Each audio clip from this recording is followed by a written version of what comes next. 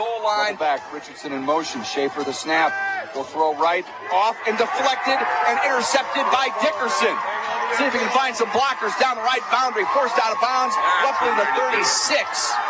Going to be a return of about 12 yards on the pick. Worked out for him, but you almost just wanted to bat that one down to the ground there. 10 for the Lakers at the 47 of Capital City. Turning, looks left, throws deep down the left numbers. Has a man. Machino makes the catch at the 25, 20, 15, 10, 5. Machino's in. Touchdown. 47 yards. The sophomore, Michael Machino, to the house. One more kneel down out of the victory formation. That's going to do it. The Laker defense came to play. The Camdenton offense, not enough chances, not enough time with the football. And ultimately, City is the winner here tonight, 28-14. Lakers back to 500. Laker highlights have been brought to you by Stover Carpet and Drapery, a family-owned business located on Highway 54 in Camdenton. Call 573-346-2208. Hi. Marie Hopkins with Smarter Move Real Estate Group, powered by Ozarks. Proud mom of Camdenton Laker kids. Whether you're buying or selling at the Lake of the Ozarks or anywhere in mid-Missouri, call 573-544-3587 and go for the extra touchdown with me, Anna Marie. I can prove there's a smarter move. Go Lakers! Anna Marie Hopkins. She can prove there's a smarter move. Listen to your Camdenton Lakers on 93.5. Take the field and stomp the competition while soaking in the comfort of your Bullfrog Spa from Pacific Pools. While relaxing in your new spa, you can soak away the stress of your day, relieve your aching joints, soothe the pain from injuries, or simply treat yourself to a relaxing evening. Made in the USA and shipped within 3 weeks. Stop by Pacific Pools and order your new Bullfrog Spa. Pacific Pools and Bullfrog Spas, because everyone deserves to relax. For 25 years, Lake Ozark Water and Sewer in Camdenton has been an industry leader in wastewater and drinking water services. They perform water testing in their state-certified lab with results in just 24 hours, serving HOAs, condominiums, municipalities, and more. Lake Ozark Water and Sewer certified operators provide sample collection, operations, and maintenance services for lift stations, wastewater treatment facilities, and drinking water systems. Call 346-2092. Lake Ozark Water and Sewer. There's clean water in your future. Your home for Laker football, 93.5 rocks. And we're going to welcome you back into the Kenny Carroll Excavating broadcast booth. Oh, there we go. Put my own microphone in front of my face there. But I got to put on the lab coat, Joshua, and I got to do my Lake Ozark Water and Sewer football lab. Lake Ozark Water and Sewer leads the way for better water and wastewater.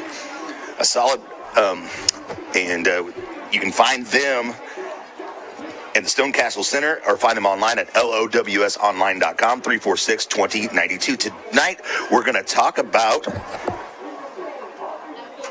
underpinning. My concept is underpinning, and the definition for that is a solid foundation laid below ground level to support or strengthen a building, or something that serves as a foundation, a basis, a support. And when I'm talking about that tonight, I'm talking about fundamentals, blocking, tackling, catching the football, and cutting out things like turnovers, penalties, and mental errors. Tonight is a chance for the Lakers to build on success. They can do what they do well and kind of polish it up tonight against the Southeast Knights.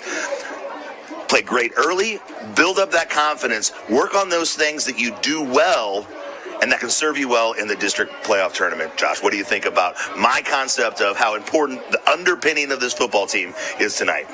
You know, I think that you are spot on there, Luke. One of the things that I think about, though, is like we work on those things early so we can really focus on them and rely on those late. Because when it gets late in the game and you get tired, those are the things that you need to fall back on. Those are the things that need to be automatic. We can't turn the ball over. We have to make sure that we hit our assignments. We have to make sure that we're blocking the right guy. We have to make sure that we hold on to the ball. And those are the things that we work on early so that it just becomes automatic late in the game. Yeah, and tonight's just a perfect opportunity to kind of work on those fundamentals, those particular things that are so important for a football team. Work on them tonight, polish it up, get ready for district play. That is Inside the Football Lab, brought to you by Lake Ozark Water and Sewer. At Lake Ozark Water and Sewer, they believe that water is our most precious natural resource. Water is not only necessary for sustaining life and promoting health, it's a vital part of our community. Visit them online at lowsonline.com. Call them at 346-2092. Visit them at the Stone Castle Center. Drop by, tell them Luke's been talking about them during the football game. This is the Camdenton Lakers versus the Southeast Knights. We're about 42 minutes away from kickoff. We're going to take another break here. And when we come back, we're going to check out our Polylift Player Spotlight. Owen Borbet, we're going to hear from the senior receiver next on 93.5 Rocks the Lake.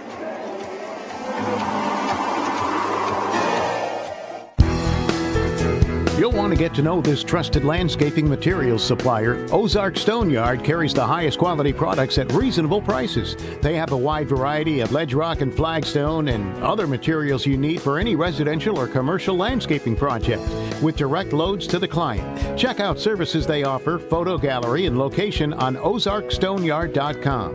It's time for your yard to get stoned. Ozark Stone Yard.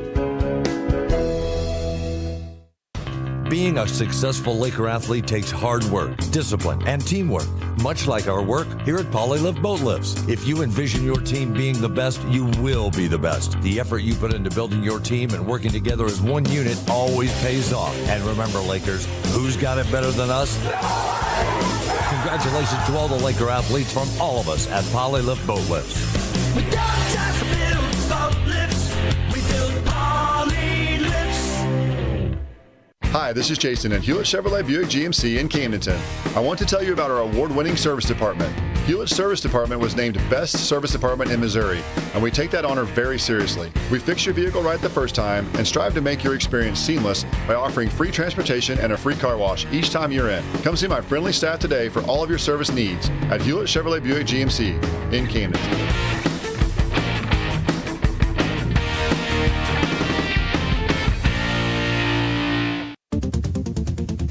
Are you dreaming of that new home or business? Whether you want a brand new building, a remodel, or addition, now is the time to turn your vision into reality. Kurt Flickinger, architect and owner of KJF Architecture, has 25 years experience locally, nationally, and internationally, designing exciting dynamic spaces to work and to live. Visit kjfarch.net for a full profile and to schedule your free consultation. Turning your vision into reality. Southeast, and I know we talked, I think, middle of the season last year, so we didn't have a chance to talk to you after the Rolla district game, which was the first playoff game last season, where you caught the big touchdown late in that one that put you guys over the top to pick up that win. Kind of walk me through that touchdown last year in that ball game.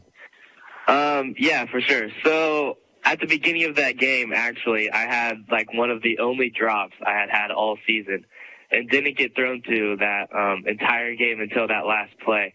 But if you remember, Cade Durnan was the one who kind of stomped down the field, and we got right close to the end zone. And the play call, I kind of knew how it was set up. And from the beginning, just from watching film on them, I knew that spot would be open. And that middle linebacker was kind of sitting right behind me. And it was pretty close. It was a close call for sure. But me and Cade usually make eye contact before plays and kind of silently communicate before he throws me the ball. And so we kind of had that feeling and made that eye contact. And I kind of knew where I'd have to be, where I'd have to catch it. And yeah, luckily he was able to give me a good throw, and I was able to get in there. So it felt pretty good.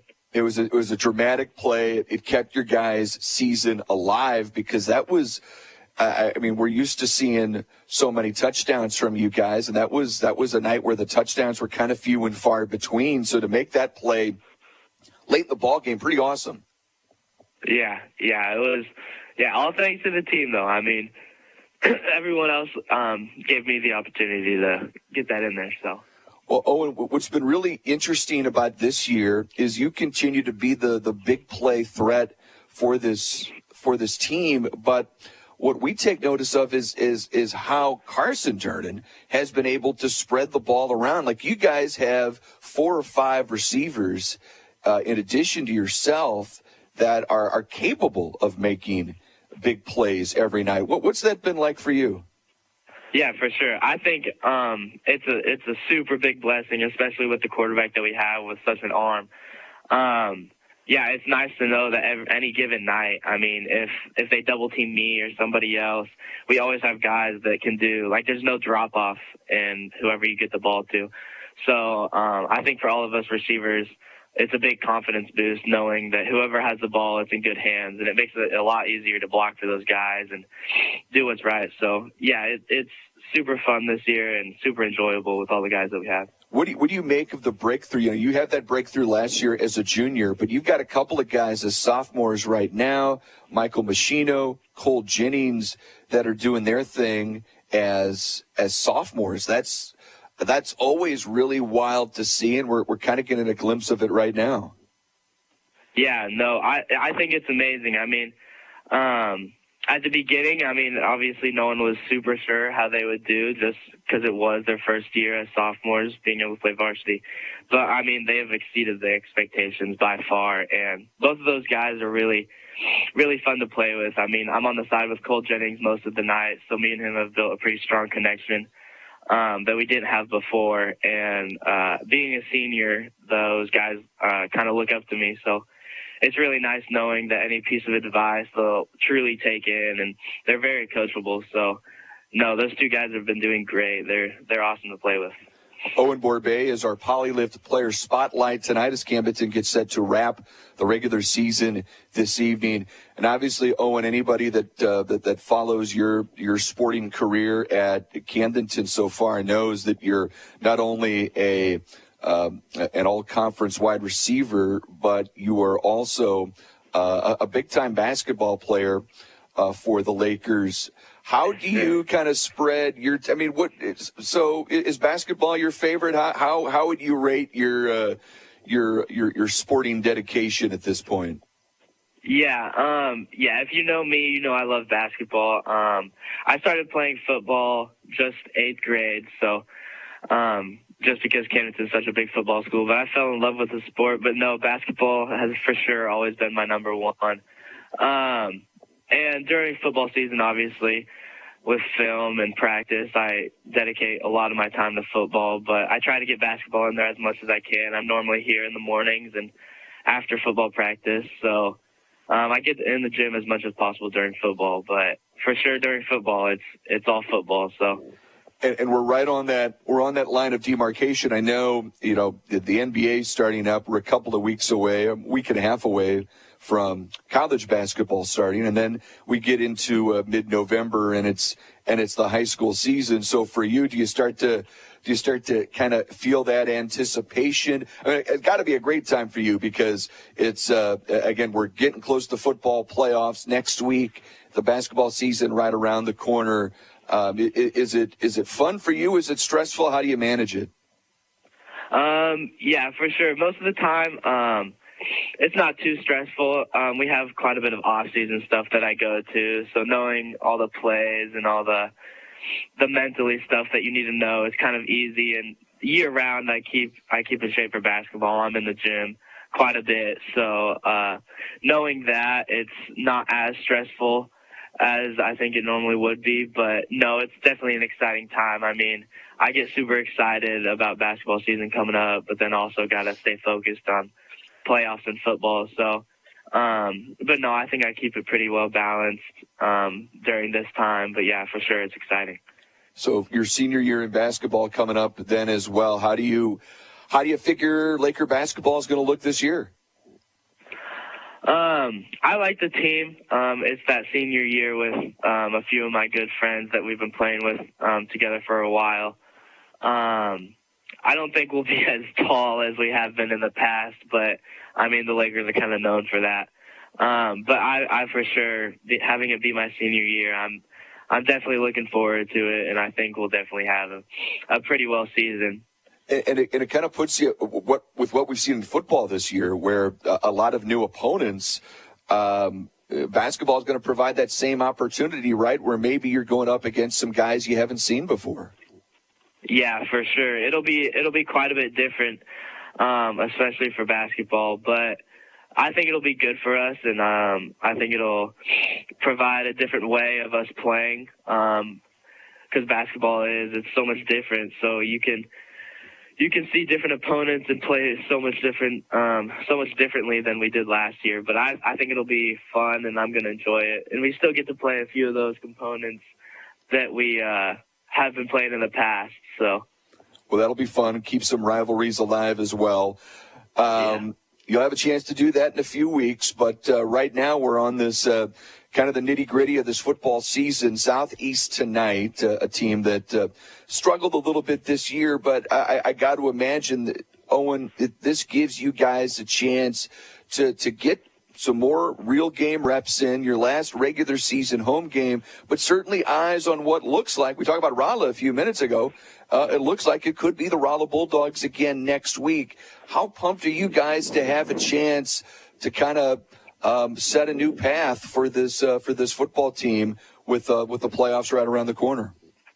Yeah, we've been preparing for Rolla quite a bit. Southeast, we know what we should do, and that will be a very good game for our guys to get good reps and kind of just perfect our craft before going into playoffs. And Rolla, yeah, for sure. We've been playing them first round of districts, I think, for the past 3 or 4 years. So it's exciting, and knowing the opponent that we're playing, knowing kind of how they play. They're returning quite a few guys from last year, I believe, so it'll be fun. Yeah, hopefully we can do what we did last year to them. No question about it. And I think you guys have, there's, we've seen some really fun games this year, and against the most quality of opponents, I've got to think back to the Rockbridge game first and foremost. Like, you guys have shown what you're capable of doing, and you've kind of walked right up against that line. You're 4-4 on the year, but how do you feel like your team can, given that chance to make a run in the playoffs, are you guys fired up to prove yourselves when those lights become the brightest starting next week?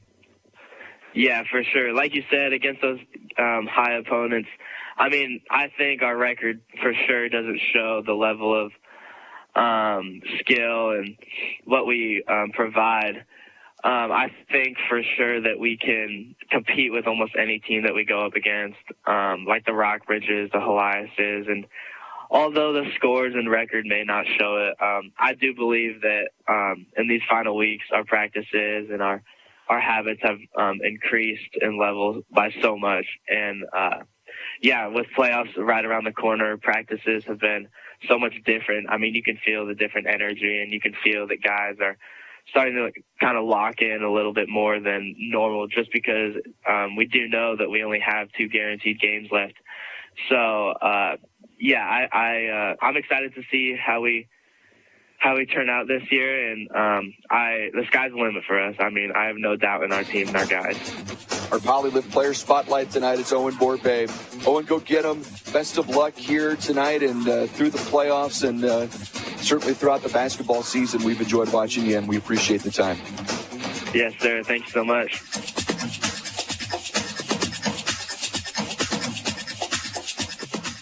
Bryant Auction offers a fast and efficient way to market your real estate, cars, guns, and personal property. Averaging an auction every 3 days, we can market live, online, and simultaneously with a live and an online crowd to get you the best possible price. Our real estate auctions have brought in buyers from all over the world and gun buyers from all over the nation. 50 years in business and thousands of satisfied clients because we care. Visit BryantAuction.com and consider it sold.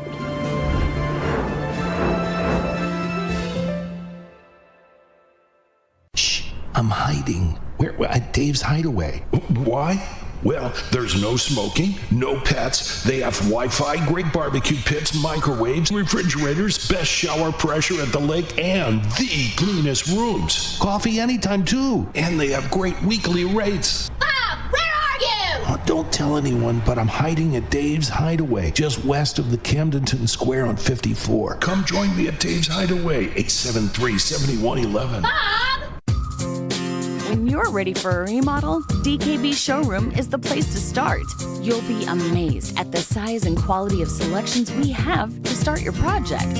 And with decades of design and plumbing expertise, no job is too big or too small for DKB. Call and schedule your appointment today. At DKB Showroom, we do kitchens and baths better. See our beautiful showroom in Osage Beach or visit dkbshowroom.com. The law office of Mark A. Webb was founded out of necessity. It was clear when he started that the old ways weren't cutting it, and there was a need for modern solutions to modern problems. Simply put, established methods of law office management were wasting time and money. So he set out to bring his approach to the 21st century. Every effort's been made to incorporate technology into practice, helping make your experience modern and comfortable. That's the office of Mark A. Webb. You know, your own coming through the school system. So let's talk about, put on the dad hat for a second and give folks an update on what's going on with your family. Yeah, so my so my oldest, Luke. Get that right up to your... There you go. Right up to your mouth, yeah. Perfect. Maybe. Here, let's try this other one. Pop this one on. Yep. Get that right. There you go. You hear me there, Luke? Yeah, it's a little bit better there. Oh, absolutely.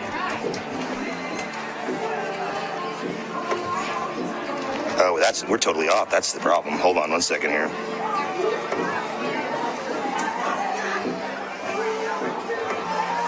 You're not off. Talk. Oh, can you hear Eric? Oh, okay, I thought we were off here. Perfect. Sorry, go ahead. I thought I had technical. That's what you get when I'm driving the ship here. Things like this will happen. But Eric Walters, it's all right, Luke. Yeah, those of you that know me, my oldest graduated from here 5 years ago. Went and wrestled for 4 years at Drury. Graduated. Wasn't real sure what he was going to do with himself. Decided that he was going to join the Highway Patrol, and he graduates in December from the Highway Patrol Academy. We just found out last weekend that he will be stationed here in Camden and Miller County, so he'll be the next trooper, badge number 550 here in Camden, Miller County. So we're real excited about that. That's awesome, and you do sit on the school board. Appreciate your service to our community there. Well, any updates about anything folks can be looking for coming down the pipe or anything like that? Anything that you guys are excited about? Yeah, you know what? We're excited right now. Our scores this last year seem to be on the rise. Here in Camdenton, we set the bar pretty high, and it's hard to achieve what we want to achieve because we have that bar up so high. And I tell you what, we're growing. It seems like in every category every year, and we just kind of look forward to more growth.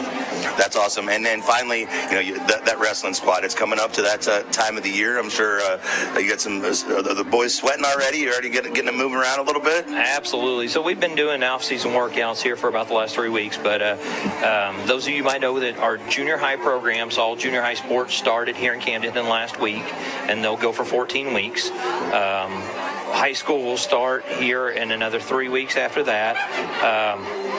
I'm going to give you a few stats if you don't care. Luke, I'm going to throw out kind of how our boys did last year. So last year, our high school, we took 3 boys to state. Nathaniel Beeson, John Holt, and Finnegan McNitt. Nathaniel Beeson ended up placing 4th. He was an all-stater for us last year. Our coaching staff this year is Grant Leedy, Kit Duran, Troy Wormsley, Tim McNitt, Grant Garrett. My son will be helping out, and I'll be helping out too also. So then on our girls' side, we took 2 girls to state last year. We ended up placing both of those state. Both those girls placed 3rd. Abigail Fulsang and Claire Raffman. Both of those girls had been to state before, and Abigail, she had 2 previous runner-up state championships, so now she's got 2 seconds and a 3rd. We're only expecting a championship this year from her. That coaching staff is Ryan Chester, Madison Selby, and Greg Crosby, and then they're going to have 4 or 5 returning seniors this year. But hey, I just want to throw it out there. Right now, the fastest growing sport, I think, in America is women's wrestling. I tell you what, you look at the D1 level, there are so many colleges that are adding this sport. we need to get on the growth here in Camdenton. You know, we had a 1 year or big pop. We had about 30 girls show up. And here in the last few years, we've been getting about 10 to 15, and we're having trouble filling lineups. So if there's girls out there listening, and you're looking for something, hey, this will get you in shape for other sports. This is where you need to be. Then last, Luke, if you don't care, I want to mention our youth program. Our youth program is where it all starts. Yeah, absolutely. You know, we get those kids in the room. We're getting year in, year out, we're getting 100 kids in there. I think last year we started with 106 and finished with 88. We took 15 of those kids to districts that were ready and where of the skill level where we thought could do some good at districts. We just don't send anybody to districts because, there's some pretty experienced kids there. But anyways, we took 15 kids there last year. Ended up 9 of them went through.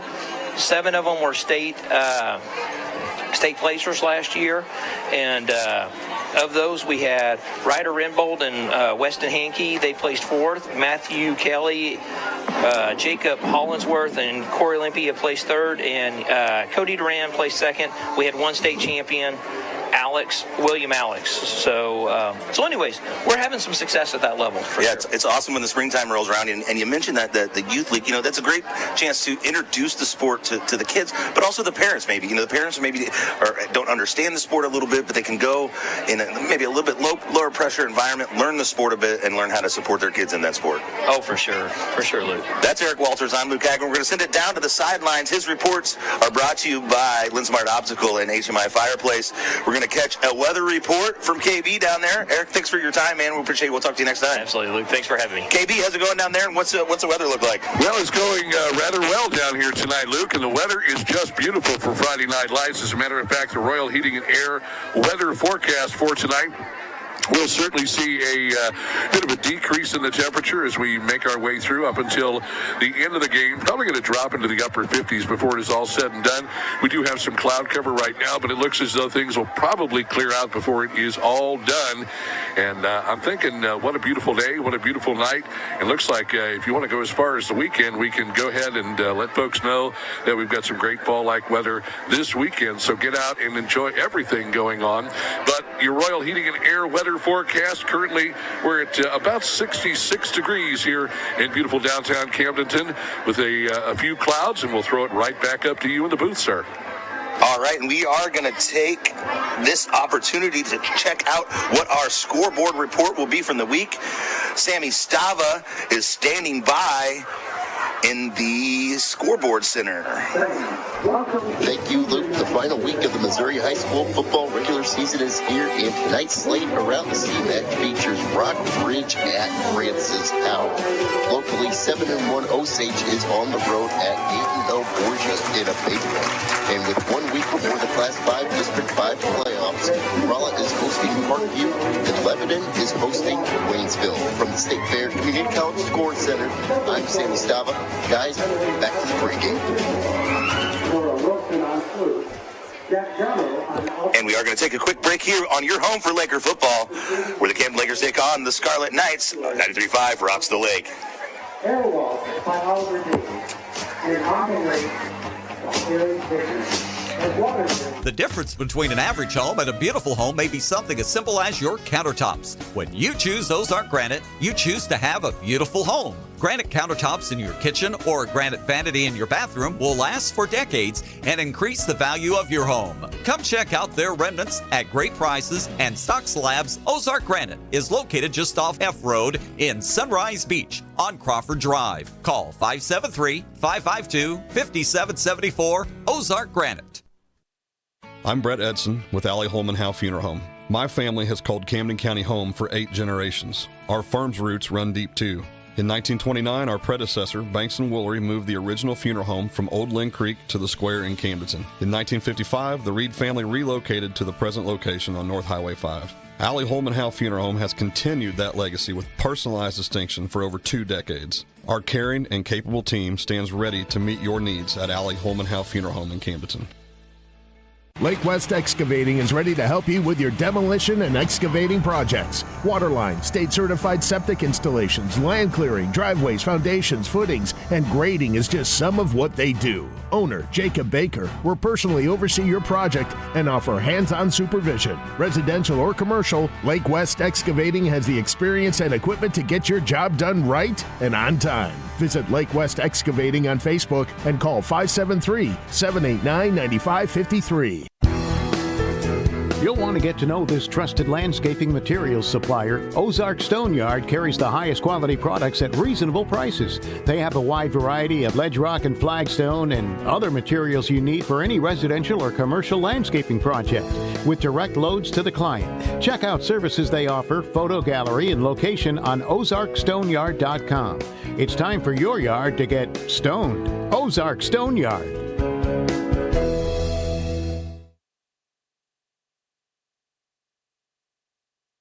Well, Coach, what has this week looked like in practice? What has the response been coming from? We knew it was going to be a critical game against Capital City last week, ultimately a game you guys just fall short in. What's been the response from your players? It's been great. We just came back to work on Monday and studied the corrections we needed to make and just set out to correct those. And we have to continue to be more physical on both sides of the ball. We got to be able to tackle better. We got to be able to sustain our blocks and win the line of scrimmage. And so that's been our focus all week. And it seems like, Coach, there have the defense really pretty solid. There were a couple of big plays that ultimately didn't go your way Friday, and it seems to be every now and then there's an explosive play that goes against you. How do you approach those scenarios where maybe the defense is really sound 9 out of 10 plays, but maybe it's just that one play where there's a breakdown? Yeah, I think it's pursuit. Team pursuit to the football allows for those, because you're going to have some issues where somebody makes you miss, or you do miss, or they're real physical in their run game, and the second or third person has got to be able to bring them down. And so pursuit is that key whenever you're giving up those big plays. You got to get better pursuit by all 11 guys. But I feel like our guys are coming off the football low and hard and doing some things very, very well. We just have to put it all together. What do you see out of your senior linebacker, Brady Mills? We thought he played one of his better games, made a big sack and a big tackle for a loss. So we called his name quite a bit. What did you see from that young man? Yeah, he's finally healthy. He came off of an ACL last year and has kind of been in and out of the lineup based on health. And so I felt like he was actually back to where he had been playing last year. And so it was awesome. It helps our defense a ton to have him running and being at full speed and filling those alleys when we need him. Coach, how difficult is it to prepare and then come off of a game where you play an offense like Capital City? Admittedly, you've seen one similar in Branson back in week 2, and obviously in the Ozark Conference years going up against Lebanon, and I'm sure you keep an eye on Lebanon, knowing the possibilities of maybe a playoff meeting somewhere down the line. But the type of offenses that maybe you don't normally see throughout the course of the year, how you adjust before and after playing a team like that. Well, oftentimes when you play a really physical team, you've got to heal up as well. And so that's part of our process, is getting our guys ready for this week, but getting them healthy as well. So, it is a challenge because our offensive style isn't as much downhill and coming off the football low and hard, because we do throw the ball enough that we got to be pretty effective pass blockers. So the challenge is being able to replicate that, when you're playing that team, because it's different than what our guys start out their training as. And so, but I felt like we've gotten better as the season's gone on. I felt like our scout team did an amazing job last week, trying to emulate what we were going to face on Friday, and so that helped us a ton. And our guys are making those adjustments. And really, Coach, you guys are in that ball game for the most part last week against Capital City before things kind of got a little more spread out late in that fourth quarter. You guys were able to move the football. Tell me about maybe finding a way and with the playoffs a week away, how do you maybe look at cashing in when you're in the red zone? Obviously, the goal is 6 points, and you've got a kicker that's capable of putting 3 on the board as well. But tell me a little bit about those scenarios where you guys are looking to cash in for 6. Yeah, we've got to be effective when we get in there, and yeah, field goals are good, but we want to get in the end zone for sure, and really some of it is efficiency and just being effective in the play that we've called. And then as the quarters get closer there, they don't have as much territory to cover. We've got to be more precise, and I think if a team takes away some of our run concept, then we've got to be able to hurt them in the passing game. And so, but the key is not to turn it over. We cannot turn it over when we have those opportunities. If you do, especially, in the situation the other night, they got points off of one of our turnovers for sure. And so we've got to take care of the football and just keep pounding it in there. And that was, that was a really interesting play, Coach, where Carson throws the pick 6. And at the moment, it kind of felt like, well, you see the interceptions, like, oh, it's like an arm punt, because I think it was 3rd and long, and you're thinking, well, they're just going to have the ball down there. Ultimately, the Cap City defender that brings it back obviously had some speed. Is that a scenario where you see it at first and you're thinking, okay, this isn't going to be a big deal, and kind of watch the play develop there for the next 5 to 10 seconds? Yeah, it was one of those situations where we thought, it's unfortunate, but we'll get that guy tackled and get our defense on the field and still be okay with field position. But he broke a couple tackles. We didn't have good angles in a couple situations, and he was able to take it to the house. And so that's a big momentum swing for sure when you're going in to maybe tie it up, and then it ends up where it's a 14-point swing. And that's, again, a scenario, Coach, where you guys were on the move. There was the 4th and 2 that you don't convert. So, again, score a little misleading. You guys moved the ball well and had chances, and the ball maybe just doesn't bounce your way. How do you keep your team up in a situation like that, to where you're also you're trying to teach where maybe things went wrong, but also try to keep their confidence up, knowing you guys did some things right, but here's where we need to address and maybe fix some things?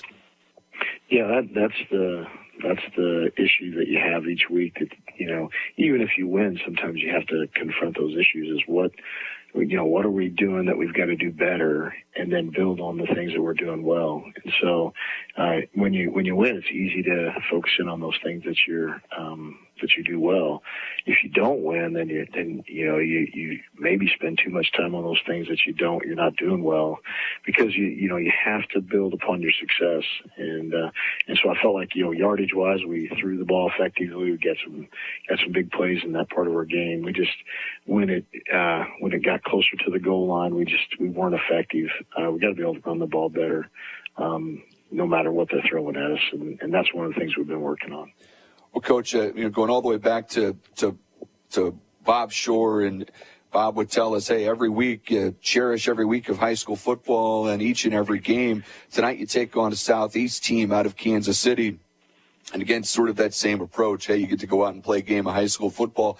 But at the same time, I got to imagine against an opponent where you guys would be significantly favored, can you look at it in a regard of this could be a really good setting to get you guys ready for what looks like on the road, maybe a chance it's at home next week against the Rolla Bulldogs? Yeah, it's going to be our senior night, so we definitely want to go out there and honor and recognize our seniors and their families, and then really go out and play well early. That's kind of our goal. And you're exactly right. There's really only 9 games on the regular season, and it seems like you work all year. It's at least 5 or 6 practices per regular season game that you're going through just to get ready. So you gotta enjoy them and go out and give everything you have when you get the opportunity, regardless if it's an opponent that you know or not. What will it mean for you, Coach, to see those seniors honored at home tonight? It's always a special feeling, but for a lot of these guys that maybe made their varsity debuts last year as juniors in your first season as a head coach, to see them move on now in their last home regular season game I would imagine to be pretty meaningful. Yeah, it's senior night's special because you want to honor those guys that have put in so much work in the program. Sometimes start going back to Little League football. They've kind of had this dream and they just kept at it, and so we want to recognize that, their efforts, their leadership, all the stuff that they do for our football team, our football program. Well, Coach, you talked about wanting to see your guys play well early tonight. What will it take for a win and get you guys ready for the playoffs next week? Well, we got to be focused. We got to tackle well. That's one of the things we've been really focusing on, is being a physical tackling defense, and then offensively we have to be able to run the football enough to keep people honest, and then once we get a little bit of balance, then we've got to be able to make those dynamic plays in the pass game. But like most week, it's gonna come down to the line of scrimmage, who can control it the best on both sides. Coach, best of luck tonight. Go get them, and we'll talk to you after the game. All right, thanks. Coach Barr Pitts with us, the Summit Natural Gas pregame show.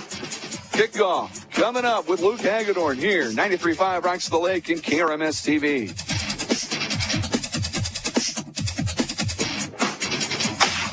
Being a successful Laker athlete takes hard work, discipline, and teamwork, much like our work here at Polylift Boat Lifts. If you envision your team being the best, you will be the best. The effort you put into building your team and working together as one unit always pays off. And remember, Lakers, who's got it better than us? Congratulations to all the Laker athletes from all of us at Polylift Boat Lifts. We don't just build boat lifts, we build poly lifts. Hi, this is Jason at Hewlett Chevrolet Buick GMC in Camdenton. I want to tell you about our award-winning service department. Hewlett's Service Department was named Best Service Department in Missouri, and we take that honor very seriously. We fix your vehicle right the first time and strive to make your experience seamless by offering free transportation and a free car wash each time you're in. Come see my friendly staff today for all of your service needs at Hewlett Chevrolet Buick GMC in Camdenton.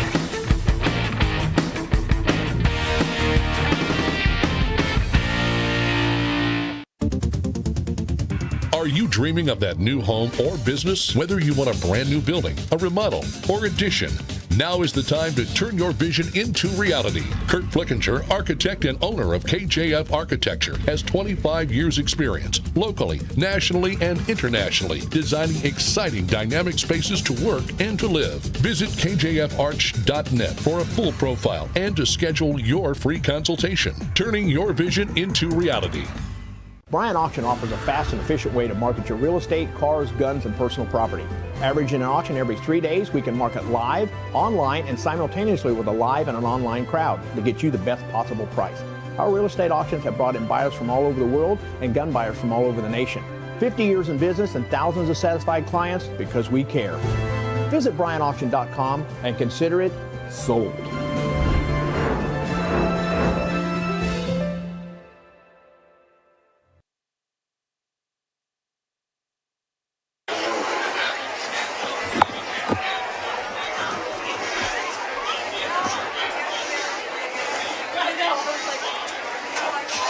And got to welcome you back to Bob Shore Stadium, where the Lakers take on the Scarlet Knights from Southeast Kansas City. Pride of the Lake Marching Band wrapping up the anthem, and they did their halftime show and pregame because they are heading to St. Louis early in the morning for the Bands of America Super Regional. But it's a beautiful night at the JOD. Josh Hicks sitting beside me in the Kenny Carroll Excavating broadcast booth. We got KB down on the sidelines, Mike Anthony and Pat back in the studio, and CJ and Matt helping us with the TV production. Of course, those kids from the LCTC helping us out as well. They always do such a great job. Takes a big team to vote on a show like this, and we're glad to do it. We're about 4.5 minutes away from kickoff, and as Josh Hicks reported, the Southeast Scarlet Knights did arrive in their bus. It probably only took one bus because as we count their squad, it's about 16, 17 guys total, which kind of makes it hard to scrimmage, right, Josh? Yeah, I mean, you got 17 guys. It takes 11 guys on each side of the ball.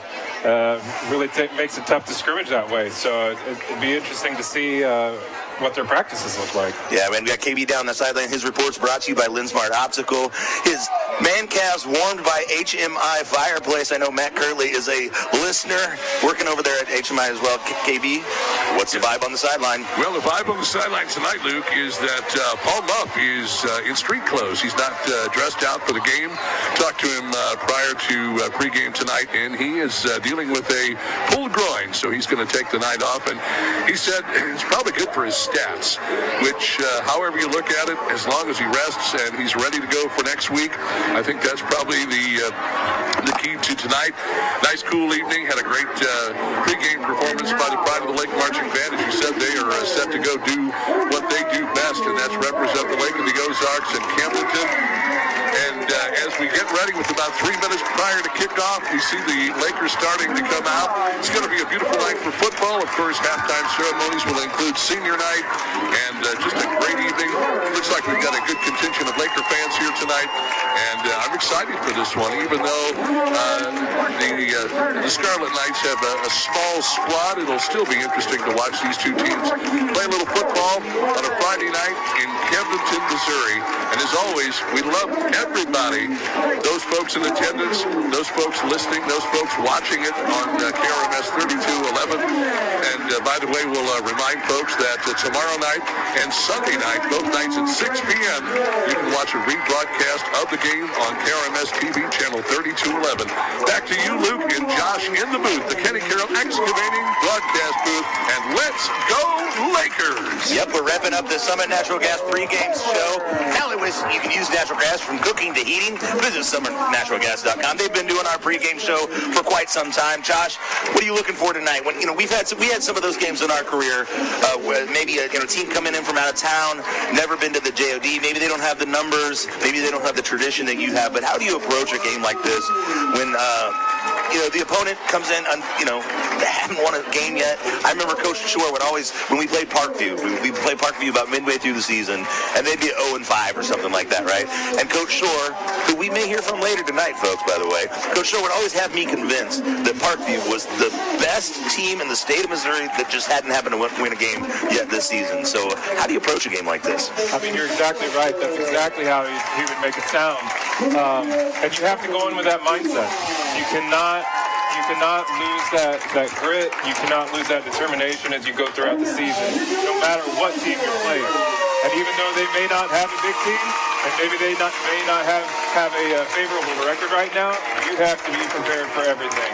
You have to go in with the mindset that you have to win. Just keep the same mindset that you would if you were going against a team that is 7-0. But yeah, it's a little bit tricky. That's one of those things that I think Bob would always, Coach Shore, he would always have us prepared to play, no matter what team we were playing. All right, we're going to bring you next is the Mid-City Lumber Game Plan, located at Osage Beach, Lynn Creek, Columbia, Boonville, Jeff City, and Sedalia. Builders and craftsmen, you need a partner who can live up to your standards. Make that party Mid-City Lumber. And Josh, for the Mid-City Lumber Game Plan tonight, I want to see this team kind of spread the ball around and kind of get a lot of different people involved early on here. We'll take a look at some stats here right after kickoff and kind of see how the Lakers have done so far in that particular area. But here in a minute, we're going to take a look at starters for the Lakers. And then the coin toss should be coming up here rather quickly too. Josh, I'll let you monitor that, and we're going to take a look at the Camdenton starters on offense.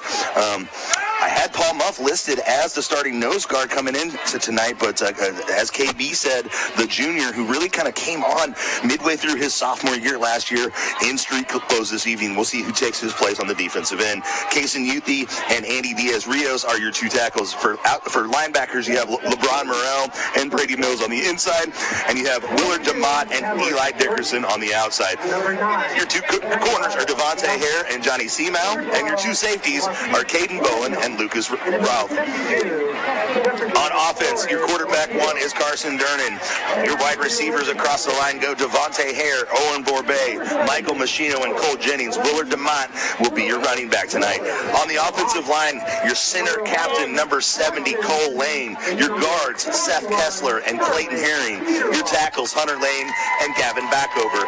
Those have been the starters for the last few weeks here, and we're going to take a look at the Columbia College coin toss. The nursing career wins no matter which side you choose. The coin toss is brought to you by Columbia College. Josh, we'll take a look out there. You were a team captain. What were these moments like when you were out there at the coin toss? You know, it's really good to get inside, maybe not inside, but just to kind of look the other team in the eye, just to kind of see, you know, how they're feeling, and just shake hands with those across the aisle, and really look forward to the game. And I can't remember a coin toss that we lost, really. Yeah, what was your strategy on the coin toss? Well, it was always Cooper that was calling a coin toss, and he said whatever way that the ref had the coin held, he would always call the opposite. And we would always have the strategy that we would defer to the second half if we won. Yeah, we've seen that a lot out of Par Pitts as well. And I imagine Durnan will be calling this one as well. He's the closest team captain to the official. So it looks like, the Lakers do win the toss. Your captain's out there. Oh, they will receive. Lakers will receive to start the game. So the Lakers are going to start out with the Purple Tide 5-wide offense here. And we're going to get it going. KB, one more shout out down to you before we get to the kickoff. I will tell you, gentlemen, that the difference between night and day last week, the Lakers seem to be lacking a little bit of moxie. Well, in watching them during pregame and, of course, here on the sideline right now, Luke, this almost seems like a different Laker team. The team they will be playing, obviously, a bit of an uphill battle for them. But I think prior to getting into districts, and especially after Coach Par Pitts marched them off the field last week, they probably had a little talk, a little, as they say, come to Jesus, as it does happen. But a seemingly re-energized Lakers squad. We'll see what they do out here tonight. I would imagine we're going to see some of the second and third teamers, but certainly a great night for football, and we love it here in Camdenton before we hit the road to the district play. All in all, looks like it's going to be a fun night and lots of halftime activities again as we recognize all of those seniors. It's going to be a good one. So, gentlemen, looking forward to your call. You, Luke, along with our newest member of the broadcast team, Josh, and everybody, as I said earlier, the supporting cast. One more shout-out to my announcing brother from another mother, the voice of the Lakers here at Bob Shore Stadium, the J.O.D. I want to say hello, and a big shout-out to all the great music he was playing earlier, Mr. Jeff Parker. So, gentlemen, let's take it away. We're just about ready for kickoff. Yep, and this is the Team Lassen Flat Branch Home Loan Kickoff. Visit yourlakeloan.com. Located on Bagnell Boulevard. Call 573-216-7258. And Owen Borbay and Jennings back to receive for the Lakers. Cole Jennings, the sophomore, Borbay, the senior, back there. And it's an onside kick that bounces off the up man, and it looks like the Scarlet Knights take a gamble early in this game, and it pays off. They're going to get the football to start off this football game at about the 48-yard line. Scarlet Knights in business offensively, taking advantage with a surprise onside kick. Not something you usually see at the beginning of a game, but what a great way to gain momentum right at the beginning. Yep, you steal a possession there. The Knights will start off the second half with the football, and they're going to start off the first half here as well. Knights coming out in an I formation. Receiver split to either side. You got a fullback and a tailback, and the man goes in motion. And he looks to pitch, but that ball is hit up in the air. That could be a A backwards pass picked up by the Lakers and taken in the end zone by Caden Bowen. He scoops and scores for the Lakers' first touchdown of the night. The Lakers take an early 6-0 lead with 1 minute, 45 seconds left in the ball game in the first quarter. What a defensive response after a muffed kickoff. What a way to take that possession back. Yeah, just after a special teams miscue, the Laker defense on the very first play from scrimmage gets in the backfield, disrupts the pass, it goes backwards, and DeMott comes on to kick the extra point. What a play. An early Oak Star play to bank on there by Caden Bowen with the scoop and score. Snap is good. Hold this down. It's a little, but it is good. Lakers up 7-0 here early at Bob Shore Stadium. You're listening to 93.5 Rocks the Lake. Hey, good job, son.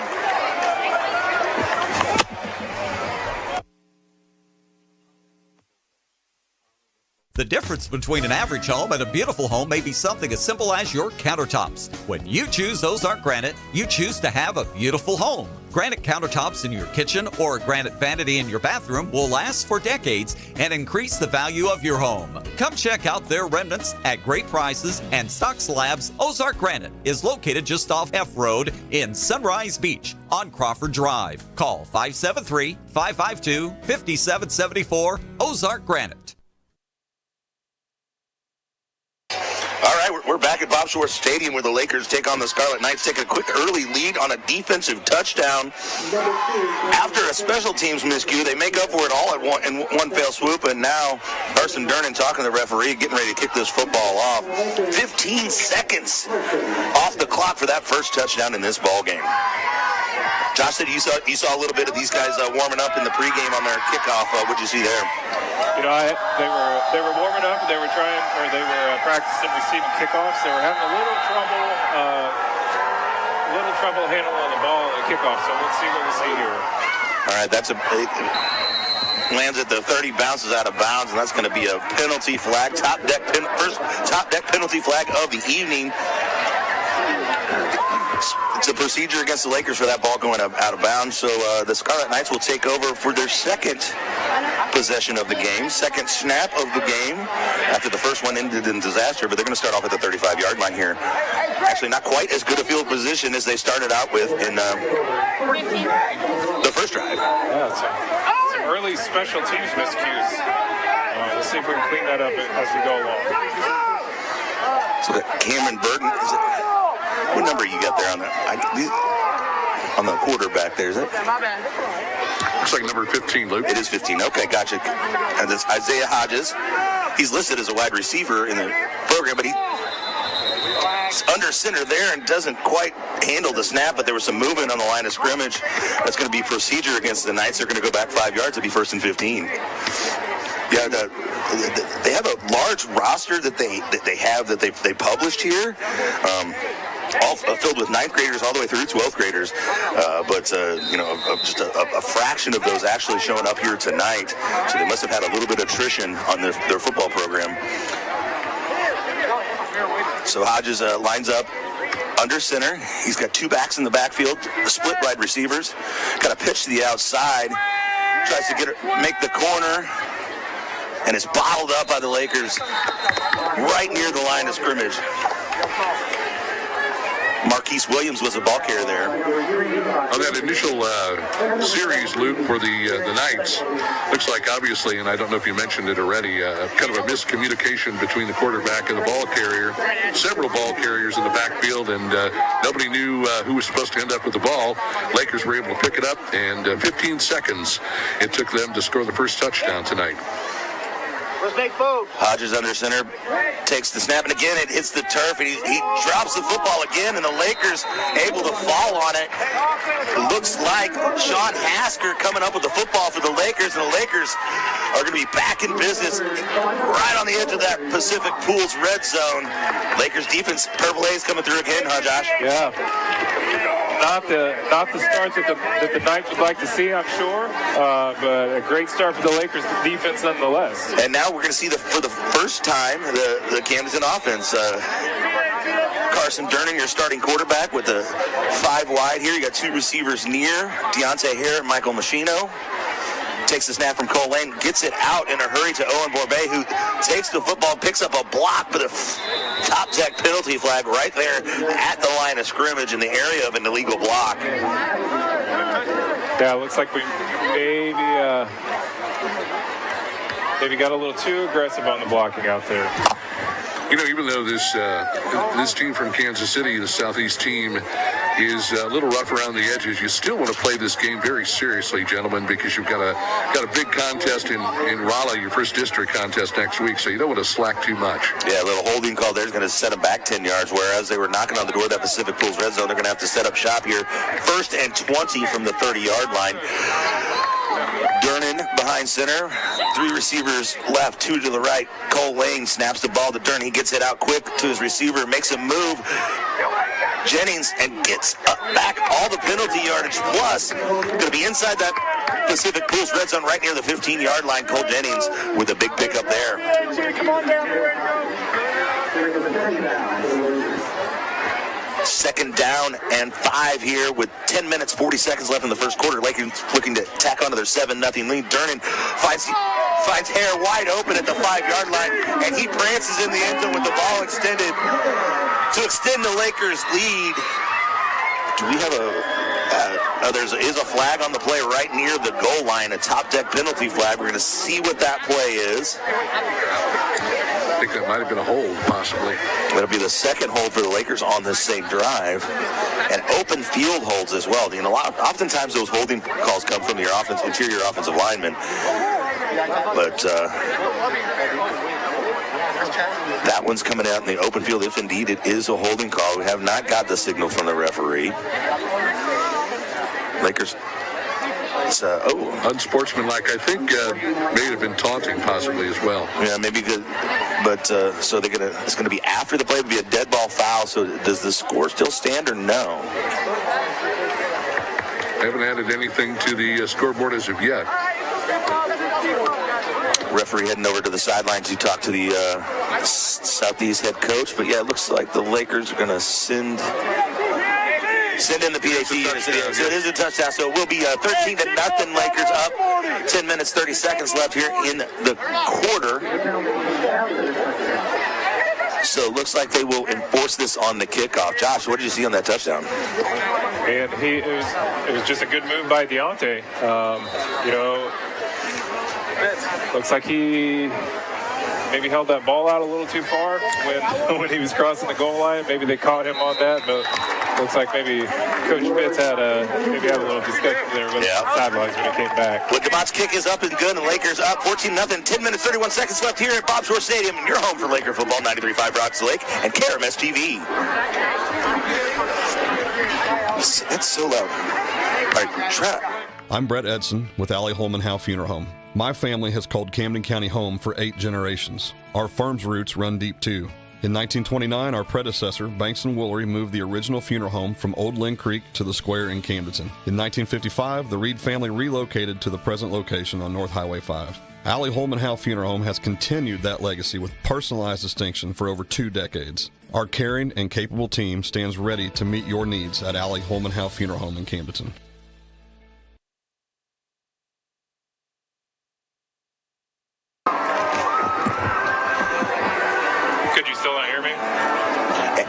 And we're back. Bob's Shore Stadium, Lakers lead 14-0 here. KB, what'd you see? Well, I did see a conversation with Deontay from 2 different coaches on the sideline, instructing him to be a good team player and not to do that again. To add to that, he obviously said, "Sorry about that. Didn't mean to screw things up." But again, guys, I think you have to take, regardless of who you're playing and regardless of the record, you have to take this game seriously and you have to execute, and you can't make stupid mistakes. Yep, Lakers going to kick off from their own 25-yard line here.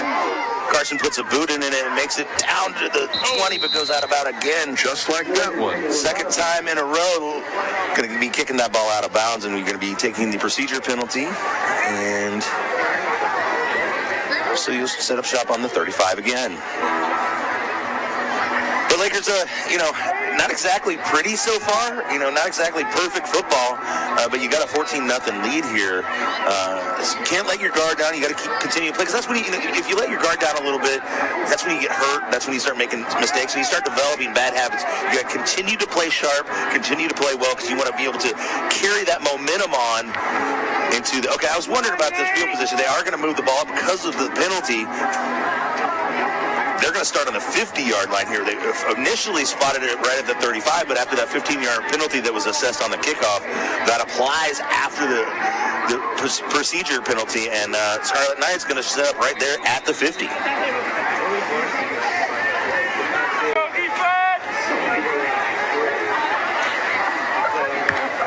Isaiah Hodges going with a hard count there, getting the Lakers to come across the line of scrimmage. Come on, guys, let's settle down. Let's play some football. Yeah, you want to try to develop as many good habits tonight and just perfect the things you do well on a game like tonight.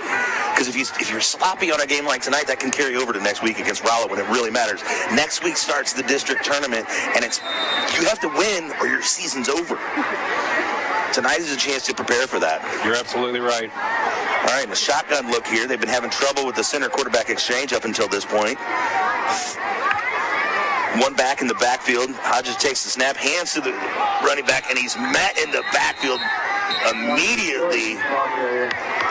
Bottled up by... That was Marquise Williams running the ball, and it was Elijah Dickerson with the stop there. He's another one of those kids that just really kind of, as a sophomore, has contributed so well on this defensive backfield. All right, so it's second and we'll call it second and 7. Hodges lines up. This time again in the shotgun formation. 2 receivers to his left, 2 receivers to his right. A back in the backfield.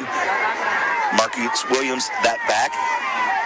Hodges fakes it to Williams. Tries to run it himself to the outside, but he is bottled up by Dickerson and Cole Jennings, who bring him down behind the line of scrimmage, behind the sticks, and they're going to be 3rd and long here. Just nowhere to go there. Was looking for a place to run, nowhere to run, looking for a place to hide, nowhere to hide. The Lakers were in the backfield before he could even get his eyes up. All right, they break the huddle here. Not a ton of urgency on their half. Looks like they're going to go back to under center here. Hodges, the junior, listed in the program as a wide receiver, but looks like he's been converted at some point this season. He looks to throw the ball. He gets it out to his running back, who gets around the corner. Williams makes it to the 50, to the 45, and is drug out of bounds.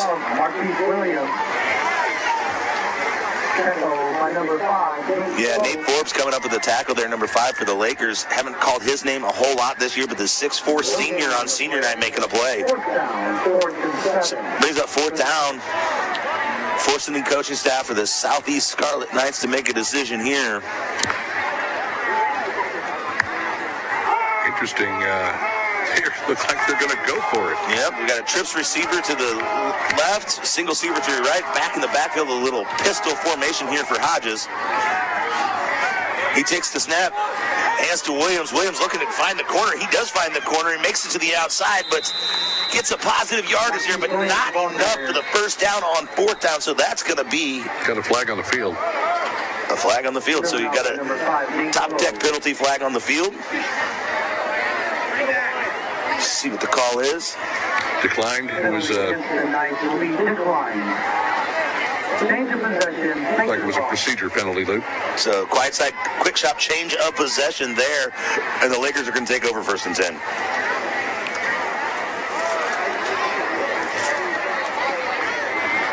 We got 8 minutes, 43 seconds left in the quarter. Lakers already with the 14-0 lead. And as we mentioned, this Southeast Scarlet Knights team, not a lot of numbers on this squad, so a lot of guys are being called on for double duty, having to play both ways, play special teams. They hand it to Jennings. Jennings kind of stumbles but gets some positive yardage. Josh, you were a guy who played kind of all three phases. Oftentimes in a football game, especially your senior year, you never came out. What was that like? How exhausted were you at the end of a football game? You know, about this time of the year, it wasn't too bad, but early in the season, you could get some cramps on you pretty quick about the fourth quarter. Cole Lane with the football snaps it to Carson Durnan. Durnan looks downfield. He sees his man open, Deontay Hare at the 40-yard line. He breaks one tackle, but he's surrounded by a host of Scarlet Knights, but he still has enough for the first down to the 35-yard line. Purple Tide 5 wide, rolling right here, right back to the line of scrimmage, looking to put the tempo game on the Scarlet Knights. Cole Lane, senior captain center, snapping the ball to Carson Durnan. Little high snap, but he's able to handle it. Gets to the outside, turns that corner, avoids a tackler, and it gets right at the yard to gain. Don't know if you got a better view on that one, KB, or Looks not. like he might be about a yard short, Luke. Okay. So I tell you what, the linebacker for the Knights came blitzing through there and did a nice job getting into the backfield and disrupting that play. Lakers going to stay with tempo here on 2nd and 1. Your playbook wide open. Durnan looks to Deontay Hare. He catches it with blockers in front. Machino picking up a block. DeMott picking up a block in the Deontay Hare picking up a first down. He throws the ball back to the wide receiver, and the Lakers are in business inside that Pacific Pools red zone. And don't think the Knights don't remember that little bit of taunting that Deontay did. And when they do get an opportunity to meet up with him, they're probably going to make him feel it. Yeah, they're pressing a little pressure here, and it works, except for DeMott is able to break a tackle in the backfield, stiff arm a man at the line of scrimmage, and continue to fight his way near the end zone, inside the 3. Not quite there. It's going to bring up 3rd and short with 7 minutes, 22 seconds left in the quarter.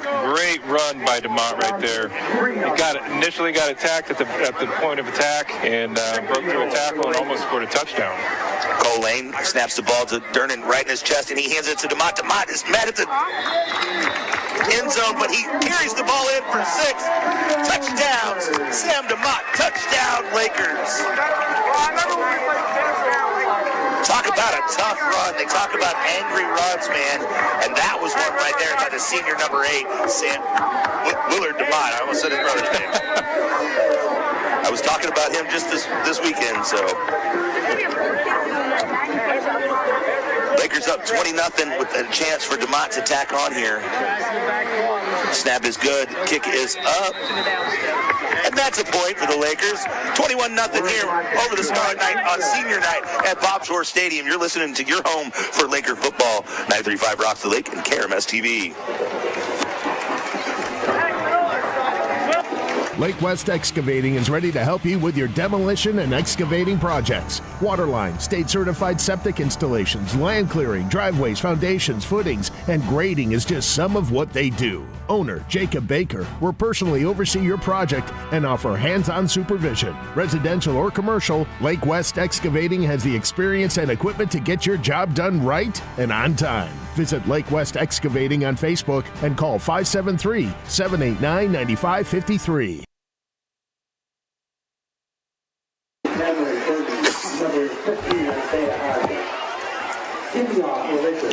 And we're back at Bob Shore Stadium when the Lakers take on the Scarlet Knights. They're up 21-0 here. Carson Durnan set to kick off. It's going to be another kickoff for the Lakers.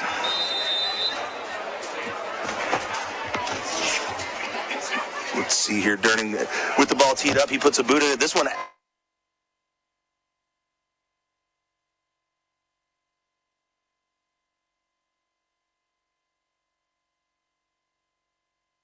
And that's something that needs to be adjusted and taken care of tonight, because I'll tell you what, it looks as though he's done that 3 times in a row, and that's not something you want to do in a district game, because obviously, and thank you, sir, you can crank it down just a hair.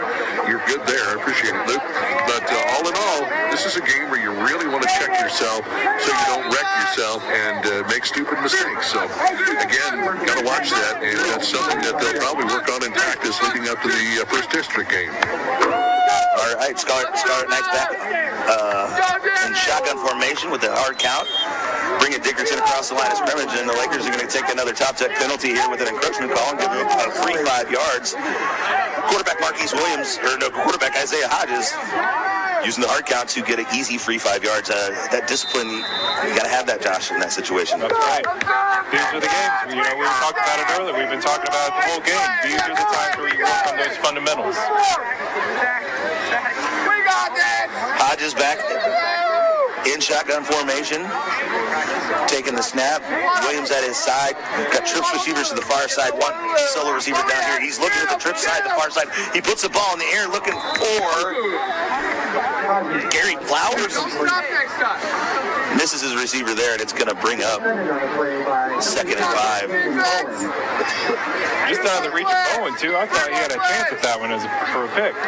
Yeah, but you see that ball kind of floating in there. Looks like this team not super comfortable throwing the football, but in a situation where you're down by double digits early in the ball game, you got to start pulling out all the stops. Williams in the backfield next to Hodges. Motioning in the backfield. Takes the snap there is Hodges. And he is brought to the turf. Actually, that was Cameron Burton who wound up with the ball there. Luke, I think Paul Muff is the biggest cheerleader, maybe even more so than the cheerleaders tonight. You can hear him in the background cheering on his team, his Lakers. He is beside himself that he's not able to be out there and play. He's definitely a passionate guy, and missing his time out there with his brothers, I'm sure, is hard on him. Sure. Come on, Dog, let's do this! Get that tackle! Eyes on the man. Eyes on the man. Hodges in the backfield takes the snap. He drops back looking for a screen pass. Gets it to Williams. He's got some blockers in front of him. But Dickerson, amongst other Lakers, able to snuff that one out and stop it before it got too much going there. It was a positive gain on 3rd down, but it's not enough for the 1st down, so it's going to bring up 4th and short here. I don't know if they have a punter. I know they've got a kicker, but maybe not a punter, so it kind of forces them into a situation where they have to go for it. So let's see what they choose to do here on 4th down. Looks like they're going to go under center on this one. No. Yep, under center. I formation, split receivers. Snap has a problem. They hand it to the fullback who tries to lurch ahead for whatever he can get, but nothing doing there. Let's go, Bob. Looks like Zachariah Gospel with the carry there for the Scarlet Knights, but that's going to be a quiet side quick chop to change up possession. The Lakers are going to take over 1st and 10 inside Scarlet Knight territory. Looking to tack onto that 21-0 lead. Still looking for that drive of the night, folks. This could be it. The unlimited RV drive of the night is looking for their 2024 blowout sale. See what kind of drive the Lakers can put together tonight. He got it back in the backfield. Durnan takes the snap. Turns around, looks for DeMott downfield, but just he was looking for the inside shoulder. DeMott was looking for the outside shoulder, and the ball falls harmlessly to the turf, and it's 2nd down. Again, that unlimitedrv.com drive of the night. Unlimited RV is veteran-owned and is your ticket to unforgettable adventures. They take pride in being a family-owned company serving other families. They offer grand design, Forest River RVs, and they're backed by a lifetime warranty. Durnan takes the snap, gets it out to Dickerson. Dickerson swings around the corner, gets the 1st down and more. He puts his shoulder down to the sideline, and he's pushed out of bounds at about the 22-yard line. Lakers are pick up a 1st and 10 here. 5 minutes, 12 seconds left in the quarter. That's your New Spring Wellness time check. The referee winds the clock here. Cole Lane snaps the ball to Durnan. Durnan looking downfield. He sees Machino and had a man that just floated the football over his head right there at the sideline. Man, as a receiver, Josh, that's the one you'd really like to have back. Yeah. He was about 3 inches too high. you know, it's one of those things that you just run your route and you just hope that the ball gets put in your hands and you just do the best that you can. And, you know, Machino's doing a great job this year. 3 receivers to the left, to the right. Durnin takes a snap from Lane. He finds the outlet receiver near the sideline. Is that Borbay? He makes a move near the line to gain. He's able to break away from the tackle and make his way to the end zone. 2 penalty flags on the field, but the referee signals touchdown for Borbay. Yeah, it was a horse collar. Yep. Hey, PAT, be ready, be right here, PAT. We're saying be ready on the PAT. Going to take a look at this call here.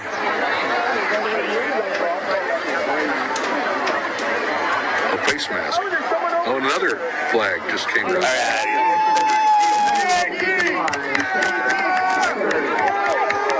Luke, I honestly thought it was more of a horse collar tackle. Yeah. It was a face mask. Yeah, you saw something jerk around there, but you didn't know if he grabbed him by the neck, grabbed him by the face, but it sounds like he grabbed him by the face. But either way, it's a Laker touchdown. 27-0 with 4 minutes, 49 seconds left in the quarter. Lakers poured it on here early against the Scarlet Knights. Snap is up, kick is off, and it is good. Lakers 28, Knights nothing. Senior night at Bob Shore Stadium on your home for Laker football. KRMS TV at 93.5 rocks the lake. Hell yeah! The law office of Mark A. Webb was founded out of necessity. It was clear when he started that the old ways weren't cutting it, and there was a need for modern solutions to modern problems. Simply put, established methods of law office management were wasting time and money. So he set out to bring his approach to the 21st century. Every effort's been made to incorporate technology into practice, helping make your experience modern and comfortable. That's the office of Mark A. Webb.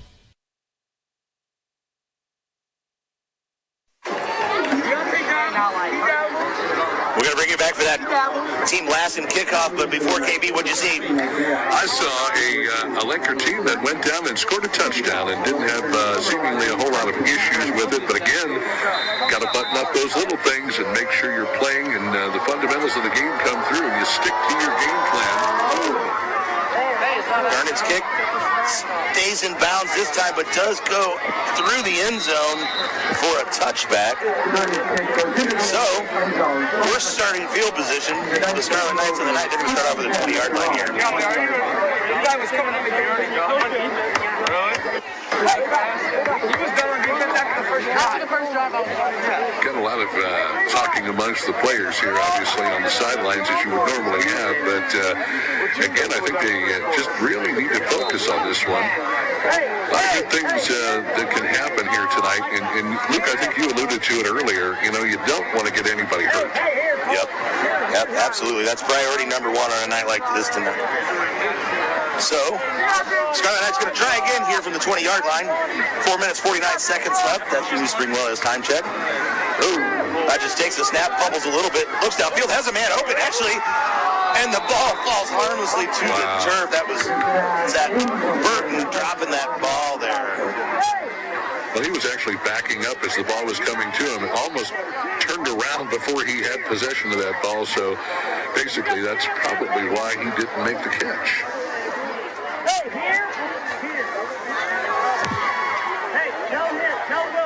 All right. 28-0 here, 4 minutes, 43 seconds left in the quarter. Lakers pouring it on here early. Purple A's defense there out on the field. 2nd and 10. Shotgun formation. Nope. It's under center. Hodges takes the snap, pitches it to Williams. Williams trying to get to the corner. He does. Picks up a few yards before he is knocked to the turf. Schiffelbein went there with the tackle. Drake coming up with a big one on 3rd down. Brings up 3rd down. About 3rd and 7 for the Scarlet Knights. Purple Haze defense out on the field. Get some new guys out there. A few substitutions in the ball game. It's mostly your starting lineup out there at the moment. Expect to see the starters throughout most of the first half, but I imagine in the second half we might be seeing some new numbers, some clean jerseys as it is. Hodges takes the snap in the backfield, has a running back with him. He looks downfield for a receiver and had a man for a split second. Gossett, but unable to hook up with him.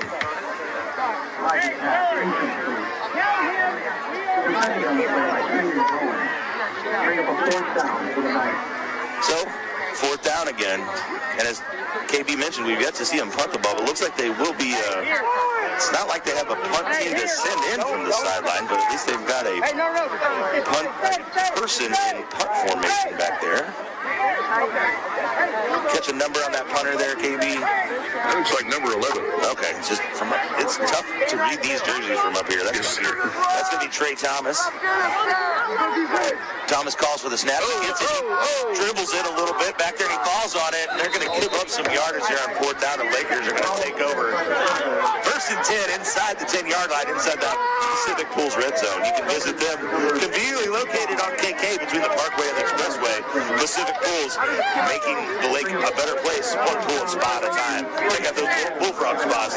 Really proud of them over there. You can check them out. All right, what do you do here, Josh? I mean, you really haven't had a chance to kind of get a rhythm going offensively just because of the way this game's been going. I mean, I guess we just keep doing what we're doing. I mean, passing games work. Pretty much everything's working tonight, so, let's just see what Carson can do.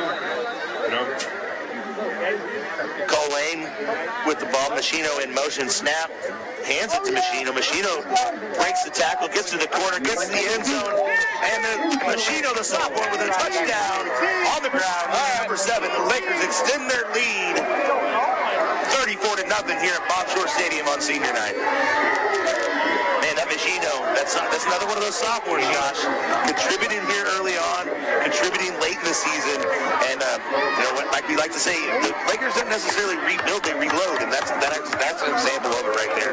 He's one of those guys early in the season. It was kind of a surprise, actually, for me. You always have some of those sophomores that come on early, and he's just one of those guys. DeMott with the kick, it's up.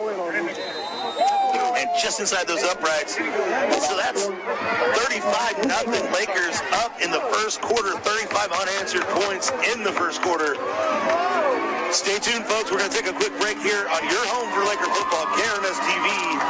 And, of course, 93.5 rocks the lake. When you're ready for a remodel, DKB Showroom is the place to start. You'll be amazed at the size and quality of selections we have to start your project. And with decades of design and plumbing expertise, no job is too big or too small for DKB. Call and schedule your appointment today. At DKB Showroom, we do kitchens and baths better. See our beautiful showroom in Osage Beach or visit dkbshowroom.com.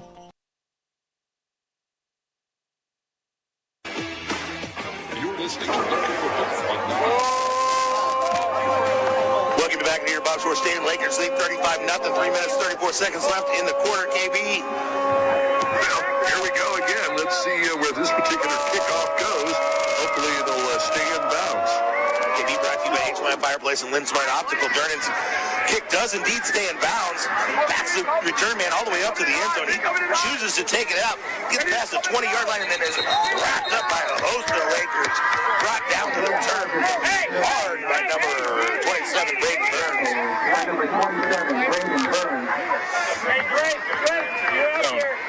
Sorry, I had you off there. I forget your 3. I switched you to 3 instead of 2. I can remember that. I thought Braden was going to pick him up and carry him into the end zone. He did lay a lick on him. He did. So Scarlet Knights trying to regroup here. Where do you go in the playbook? Down 35-0 here with 3 minutes, 25 seconds left in the first quarter. Blaze defense out there. Scarlet Knights lining up with 3 receivers to the near side, 1 to the far side, 1 back in the backfield. Hodges, your quarterback, in shotgun formation, takes the snap. Looks to throw, trying to set up that screen again, but this time the Lakers are all over it. Particularly Brady Mills right there on it. Just about how to hang on it, too. If he would have been able to pick that off, he might have been able to walk it right into the end zone.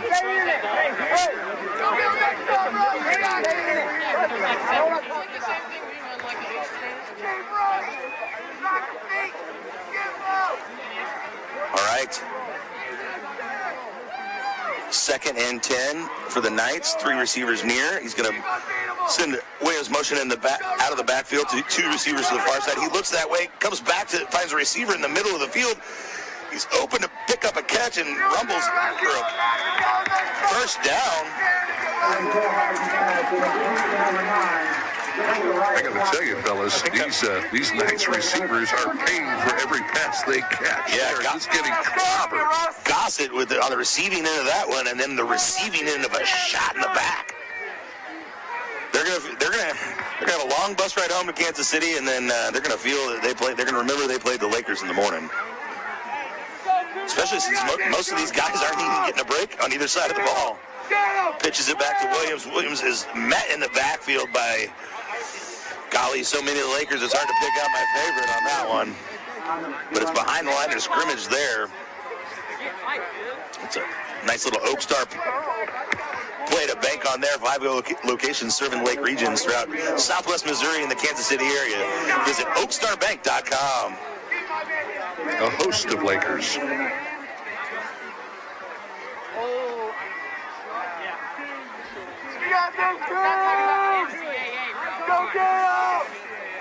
Knights in a 2-by-1 formation here. 2 receivers to the left, 2 to the right, 1 back. Williams takes the ball.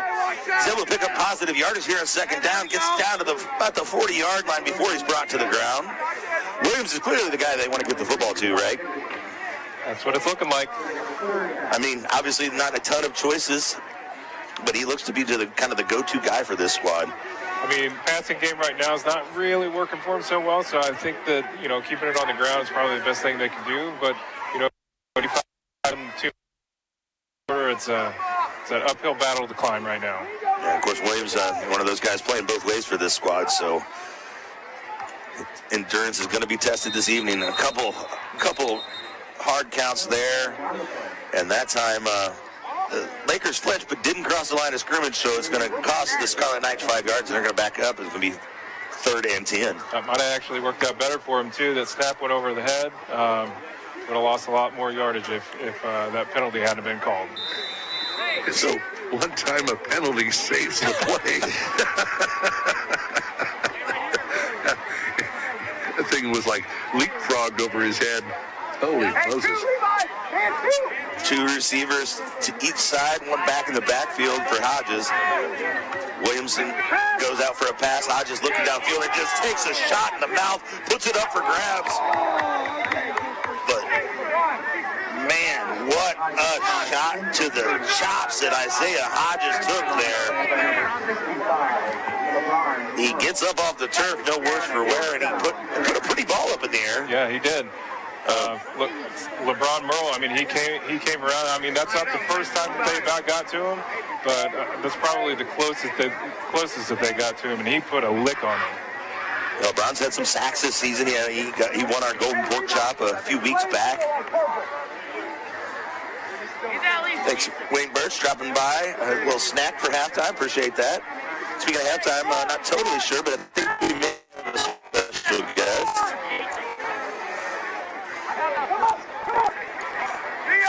Hodges under center here. Got a fullback and a tailback in the backfield. 2 receivers split. He hands it off up the middle, trying to pick up something to the fullback, but the Lakers say no thank you and shut it down. And that's going to be another quiet side quick shot change of possession. Lakers take over 1st and 10.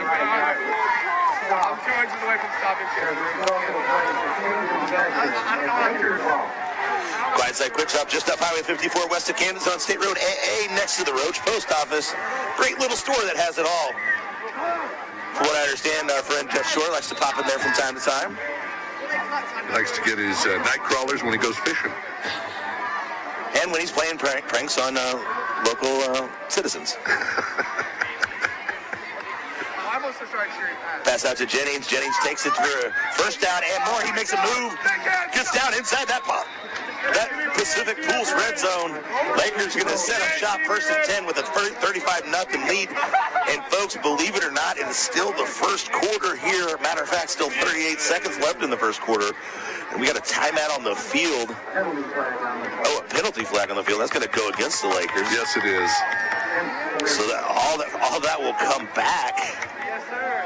Guys, I'm sorry, but this is not the way you should be playing your final game before going to districts. Not at all. Yeah, it's real very sloppy. Just disjointed. We're so used to seeing the Lakers. They put together those drives, those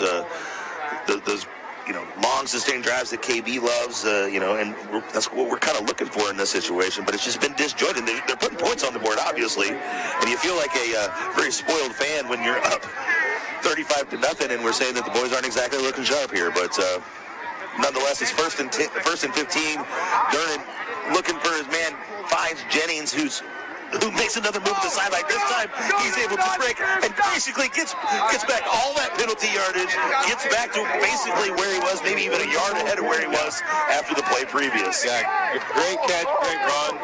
Jennings, that you talked about reloading earlier, Jennings is another one of those young kids that came out, has really been a contributor this year. Really looking to see how he develops throughout the rest of his career as well. Lakers need to pick up that blitzing linebacker, number 9 for the Scarlet Knights. That guy is really kind of getting in there awful quick. Cole Lane snaps the ball to Carson Durnan. Durnan looks downfield. He looks to the end zone and finds his man.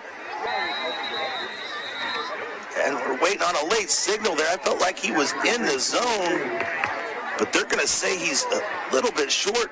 Jennings was. He caught it with his feet in the end zone. Yeah, but I guess maybe they're late call from this officiating crew, and it is 6 for Jennings, the sophomore, coming up with a touchdown with 5 seconds left in the quarter. The Lakers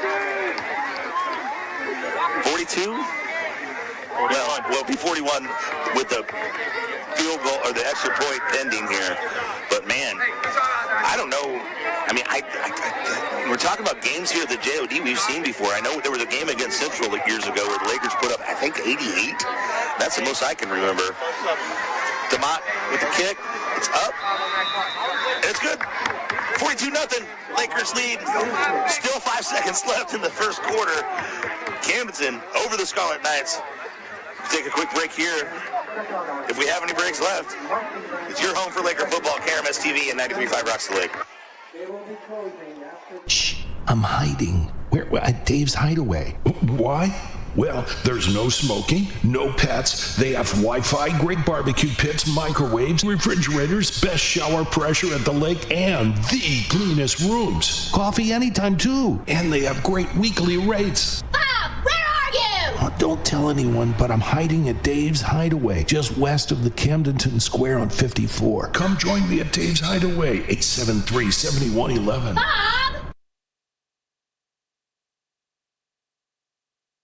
.com. You're listening to Laker Football on 93.5 Rocks. That's right, 93.5 Rocks the Lake here, coming to you live from Bob Shore Stadium, where the Lakers are up 42-0. KB? Well, I think some other schools that are probably watching the Lakers and more or less watching the score are going to be a little blown away by what they see, but I don't think we're blown away by what we're seeing. Again, you got a team that's 0-6, and, it's very embarrassing for them to be down 42-0 with 5 seconds left in the first quarter. However, just a lot of sloppy play, guys, and I think they really need to make sure and try to clean this up a little bit more. And the kick off stays in bounds right near the goal line. Beautiful kick there. Taken in by the Scarlet Knights. He tries to make it around the corner, gets around the 20-yard line to the 25, shoved out of bounds as the clock ticks to 0, and what could have been the longest first quarter we've seen in Laker history. It's the end of the first quarter, and we're going to take a quick break here. When we come back, we're going to check in, hopefully, with the Sammy Stava scoreboard update. But for now, Hi, this is Jason at Hewlett Chevrolet Buick GMC in Camdenton. I want to tell you about our award-winning service department. Hewlett Service Department was named Best Service Department in Missouri, and we take that honor very seriously. We fix your vehicle right the first time and strive to make your experience seamless by offering free transportation and a free car wash each time you're in. Come see my friendly staff today for all of your service needs at Hewlett Chevrolet Buick GMC in Camdenton.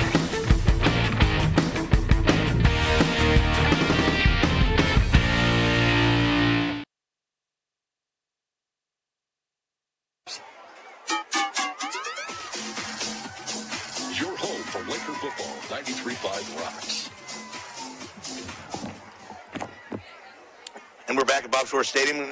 Are we going to be able to head into the scoreboard center here, boys? Or we're going to have to... All right. Yes. All right, here we go. That's going to be your scoreboard center here. State Fair Community College scoreboard update reports with Sammy Stava. Sammy, what's going on, buddy?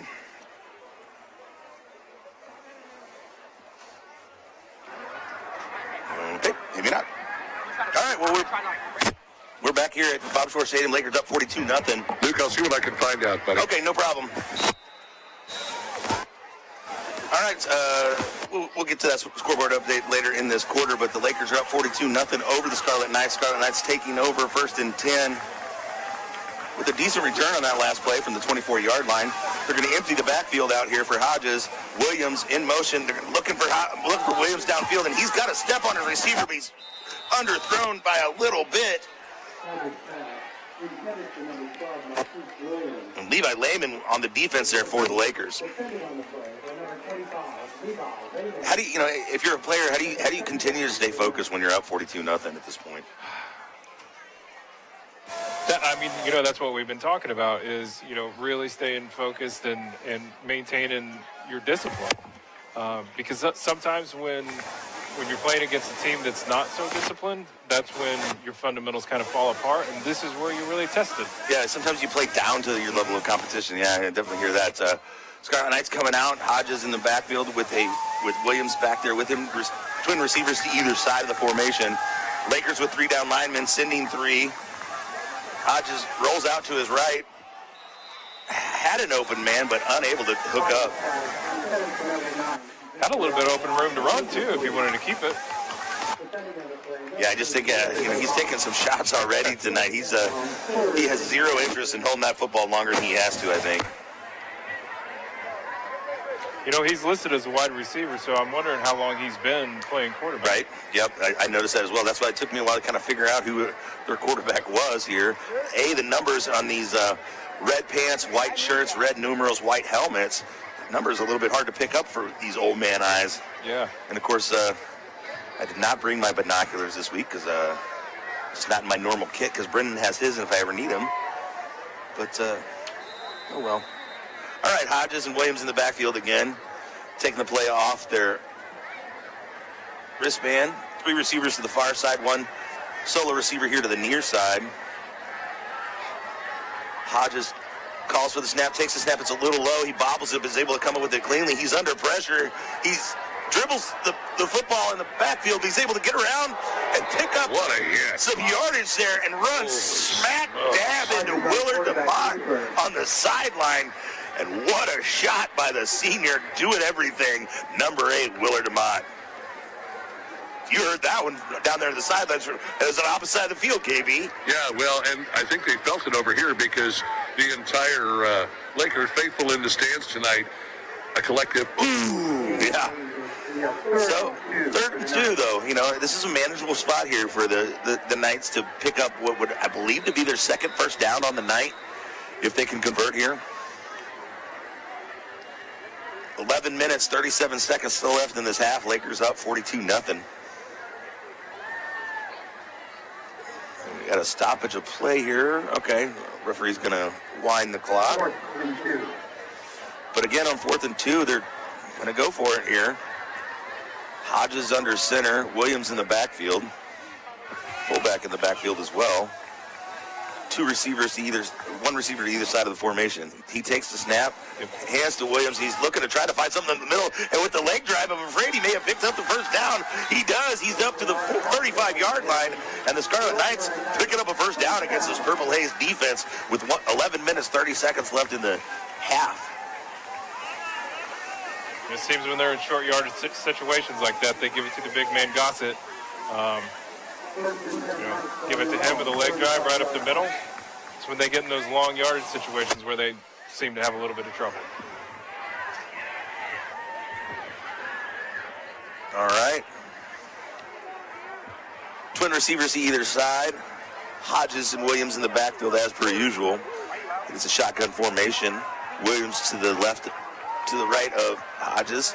Hodges set to take the snap. He takes the snap, hands it to Williams. Williams tucks the ball and runs, but is met in the backfield by DeMott. and brought down for a short loss. By number 9, Jennings. You know, we talked about fundamentals. One of the things that I have noticed tonight is the Laker tackling tonight has been a lot better than I've seen it in the past. So we are, you know, maybe our head is in a few ways, but I feel like our tackling is really, really good tonight. And it seems like that's been a point of emphasis for Parpetz and the rest of this coaching staff. He mentioned it.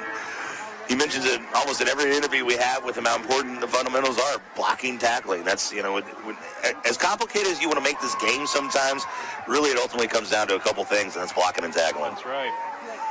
Hodges under center this time, looks to throw.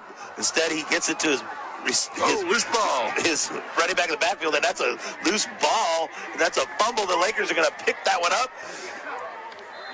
And pick it up, fumble it, and pick it up again. Yeah, take it inside the 15-yard line. Lakers are going to set up shop inside that Pacific Bulls red zone. 1st and 10 from the 14-yard line. And the Purple A's defense giving the football back to the Purple Tide 5-wide offense for this Camden Laker team.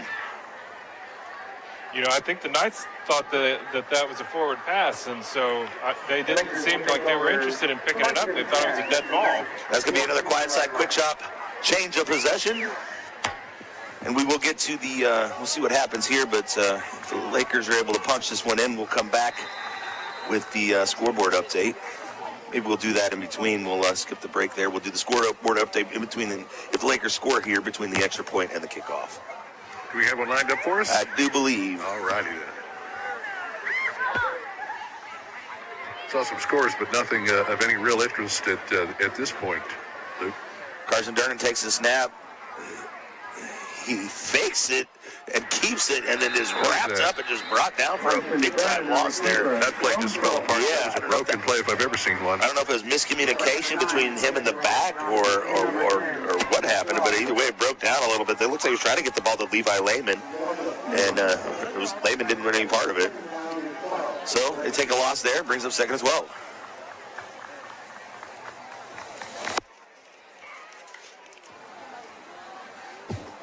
All right, Cole Hayden lines up over the football.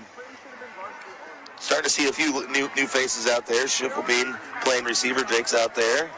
As I mentioned, Lehman out there as well. Oh, pump fake there. Gets it out. He brings that football in. That was Cruson, it looked like, picking that one up. Cruson to the outside, picking up some positive yardage. Not enough for the first down.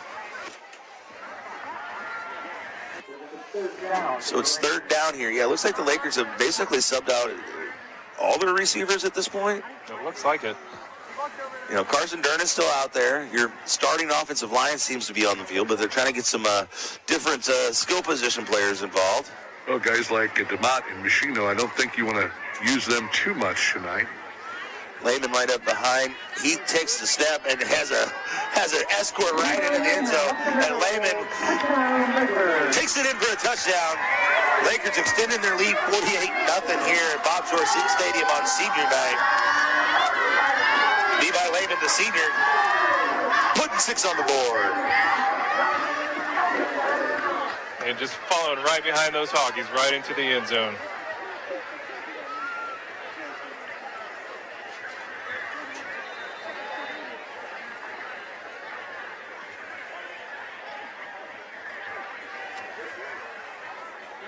Snap to Durnan, gets it down. DeMott with the kick.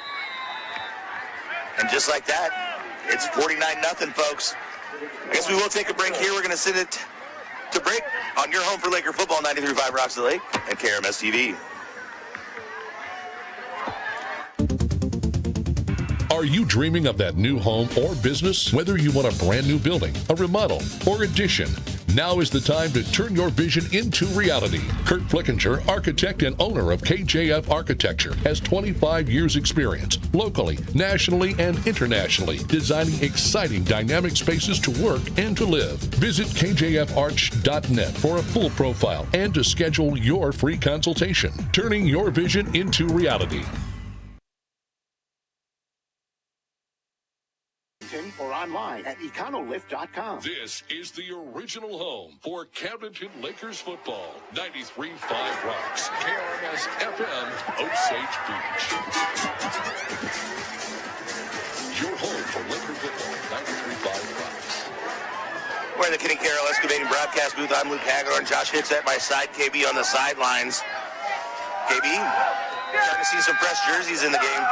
Well, it looks like we've got some fresh jerseys, and let's see how these young men perform, getting a great opportunity to do so tonight. It looks like Durnan has worked out his kicking issues he had earlier in the half. That one has been brought out and past the 25. A little bit of a coverage issue there for the Lakers. Great kick by Durnan, but the coverage unit mitigates the damage, but still able to bring it down. And the Scarlet Knights going to set up 1st and 10 about the 26-yard line. Looks like we've got some fans for the Scarlet Knights over there. A small contingent rolling in here tonight.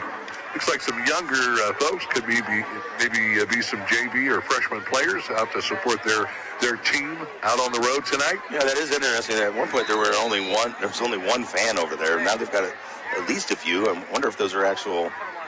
I see some cowboy hats, so I'm wondering if maybe could be the Lakers student section going over to support. I hope they're being supportive over there. It kind of seems like they are, sure. All right. Snap, hands it off to Williams. Williams breaks the tackle in the backfield, switches the ball in his hand, takes another shot near the sideline. Williams carries the ball down to the 30-yard line. Brings up 2nd and 6.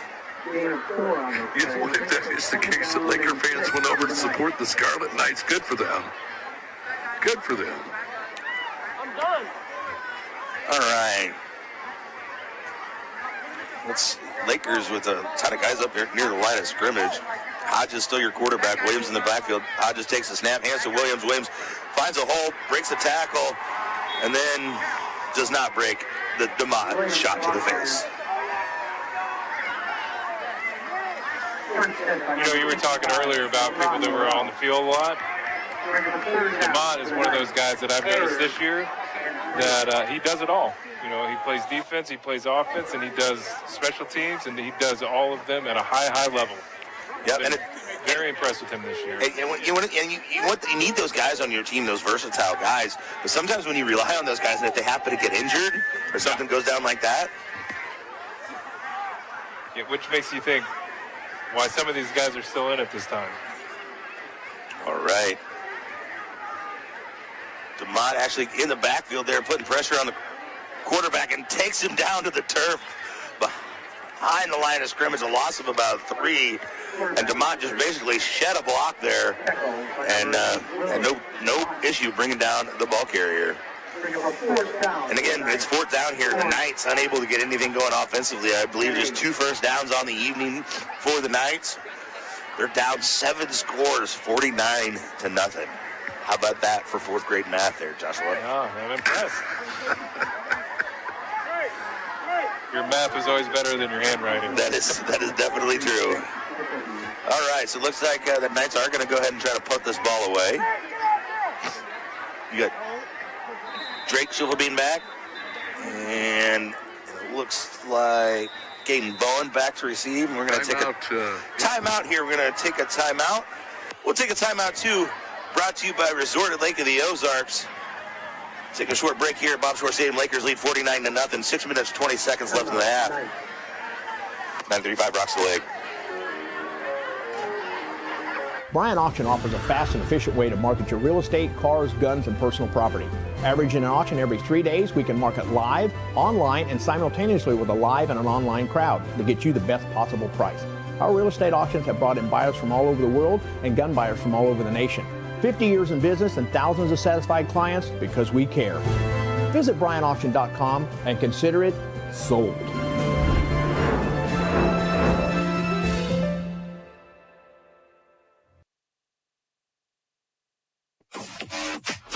Listen to the Lakers on air or online. 93.5 Rocks. 935 Rocks. Also on that YouTube page, check out the LCTC Facebook as well as the KRMS TV Facebook. And of course, you're home for Laker football for 57 years. 93.5 Rocks the Lake. What a great tradition to be a part of, huh, Joshua? Yeah. And we got a punt here. A nice snap, nice punt. It is fielded by Schiffelbein at the 45-yard line. He crosses the 50 to the Knights 45, but where he's met by a tackler and brought down by a good, solid tackle there. But the Lakers will take over 1st and 10. Let's see who comes onto the field for the Lakers. Have we already substituted our line here? Nope. Cole Lane's still leading the Hoggies out there. So at least your starting center is the same. Deontay Hare looks like he's coming in the ball game. Yep. Carson still at QB. Yeah, QB1, number 11, rolling his way in. We're going to get these stats at halftime. They're going to be pretty exciting. There's a Connell stats.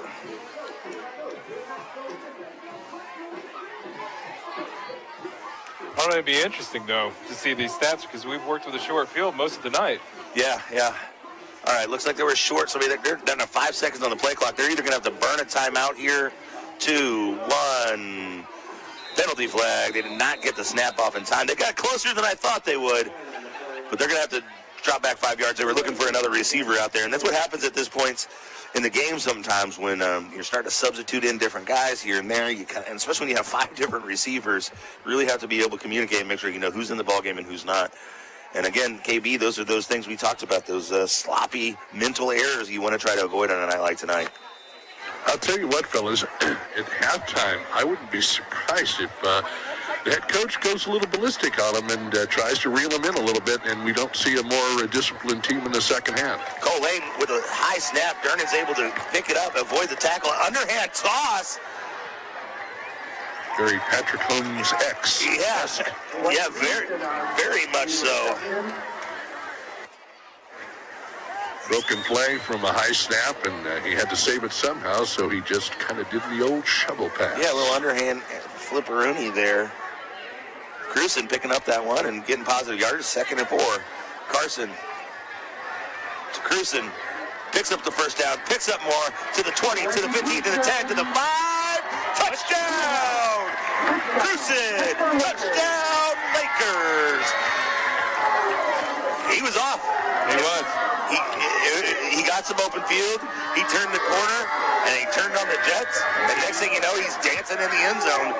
The senior scoring on senior night. Good job. Nice job, Cruson.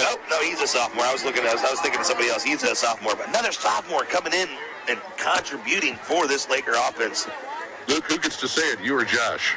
the fireworks. Uh-huh. We were discussing the fact that we missed the fireworks, but I think we might have ran out tonight if we had them. If we were still shooting them off. Kick is up, and it's good. Lakers 56. Scarlet Knights 0. Still 5 minutes, 27 seconds left in the half. We'll be back with your kickoff here after this short break on your home for Laker football, 93.5 Rockaway. The difference between an average home and a beautiful home may be something as simple as your countertops. When you choose Ozark Granite, you choose to have a beautiful home. Granite countertops in your kitchen or a granite vanity in your bathroom will last for decades and increase the value of your home. Come check out their remnants at great prices, and Stock Slabs Ozark Granite is located just off F Road in Sunrise Beach on Crawford Drive. Call 573-552-5774 Ozark Granite.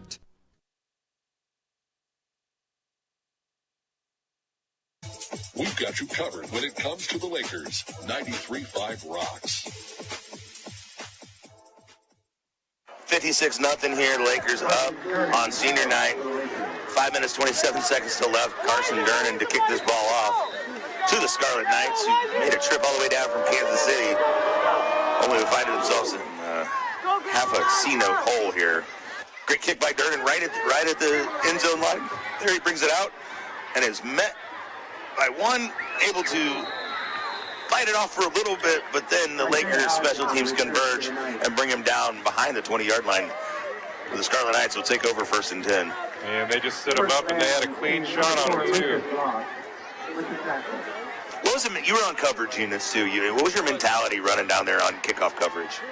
So, I was outside contained when I was on outside or on kickoff, and I just didn't let anybody get outside of me. So, most of the time we kicked off, returns were right up the middle. So I wasn't one of the gunners. So I just made sure that nobody got outside me because I did not want them running past me scoring a touchdown.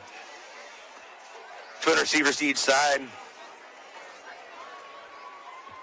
Shotgun formation, takes the snap, hands to Williams. Williams finds a hole, shakes off Sam DeMott, shakes off another Laker, gets to the 40, to the 45, to the 50,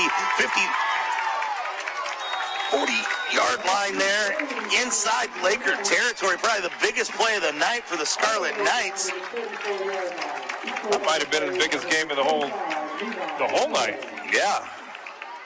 And all of a sudden, Scarlet Knights with what I believe to be the first down of the night are operating inside Laker territory. Probably, I believe, their best field position of the evening. Yeah, I don't know if they've crossed midfield. Other than that onside kick to start the game. That lasted for a play. Hodges still in at quarterback. Williams still in the backfield. Hodges with two receivers each side.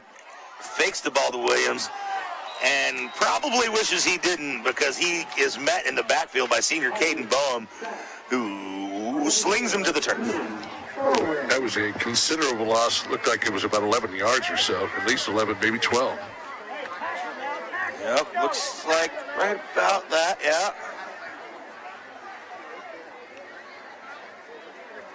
You know, you look down at the play sheet if you're the head coach or the offensive coordinator for the Scarlet Knights, and it's like, well, inside's not working, outside's not working, air's not working. The screen kind of worked a little bit, but so we got here Hodges second and 18. Takes the snap, hands to Williams. Williams again with a hole there, but quickly closes. Seamow coming up with a big tackle and has a word or two to say afterwards. One of the Scarlet Knight players is down. Yeah, he got met head on. They just don't have the numbers to be taking hits like that. So we're gonna player on the turf here. The medical staff from Lakers tending to him. The coaching staff from Scarlet Knights making their way over. He's made his way to his knees, folks. So he's going to make it up on his own 2 feet. Number 12, he's up on his feet, yes. Yeah, that's Marquise Williams. He has been their offense thus far this evening, the senior. He's going to make his way off the field. I think he just kind of maybe got the air knocked out of him there a little bit. He's able to make his way to the sideline, but he will have to sit out a play since the play clock stopped to attend to his injury. He's going to have to take a seat for at least one play here. So a lot of few new faces on the Lakers defense there, but a lot of still familiar ones.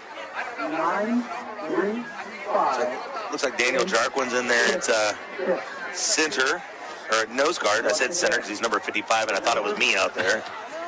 But at nose guard, Jarquin's out there.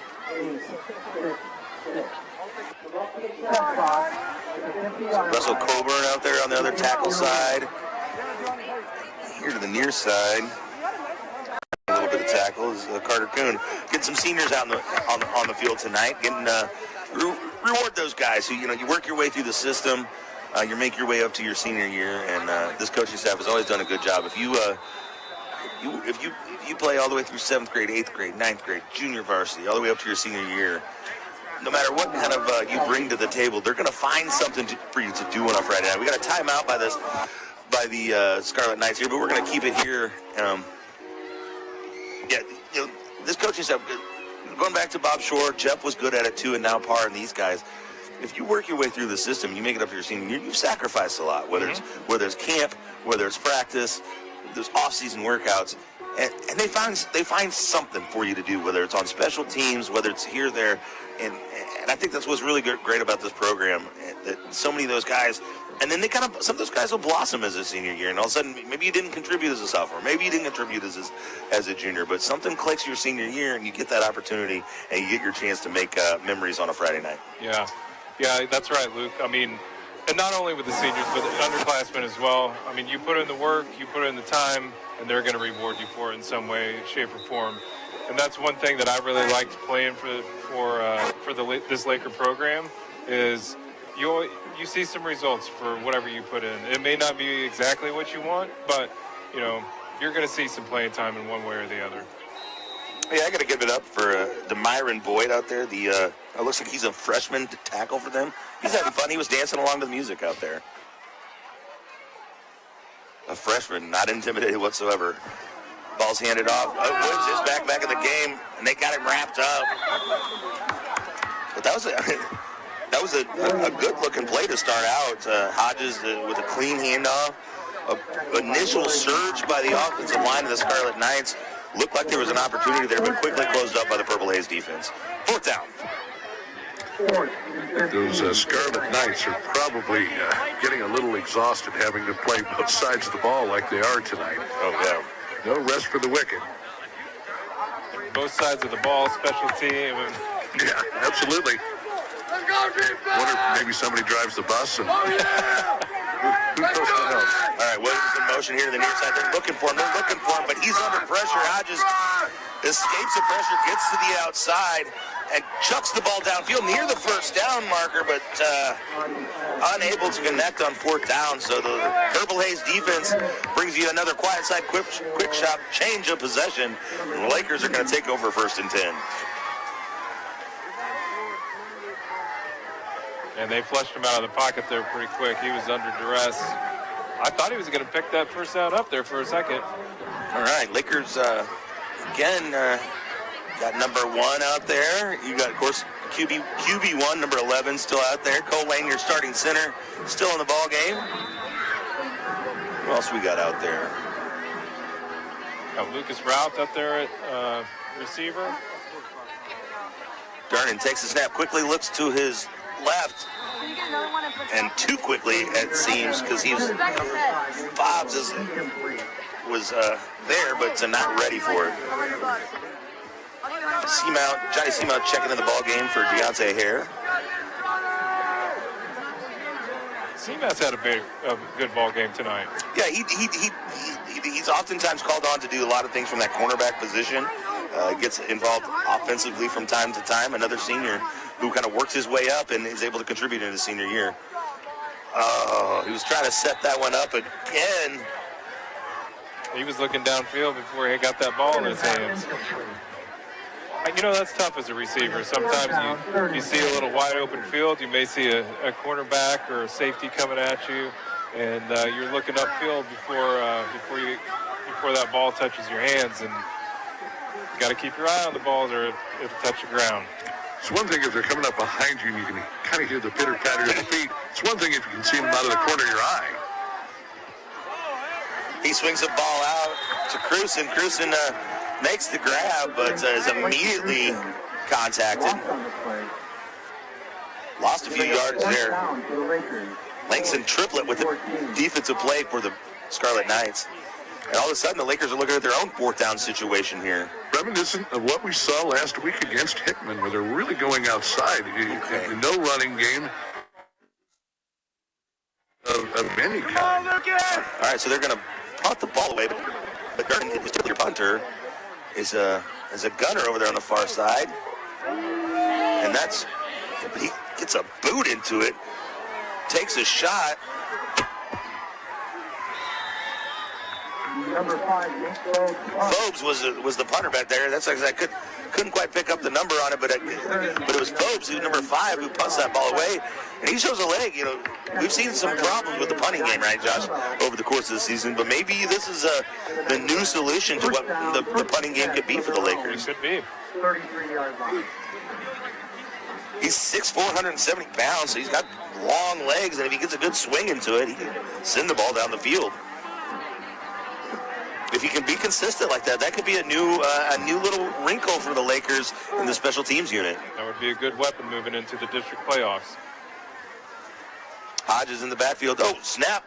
Went to Williams, and neither one of them seemed to want anything to do with it. Because although there are only 11 Lakers on the field, it seemed like 15 of them were in the backfield on that play. Led by Mr. DeMont himself.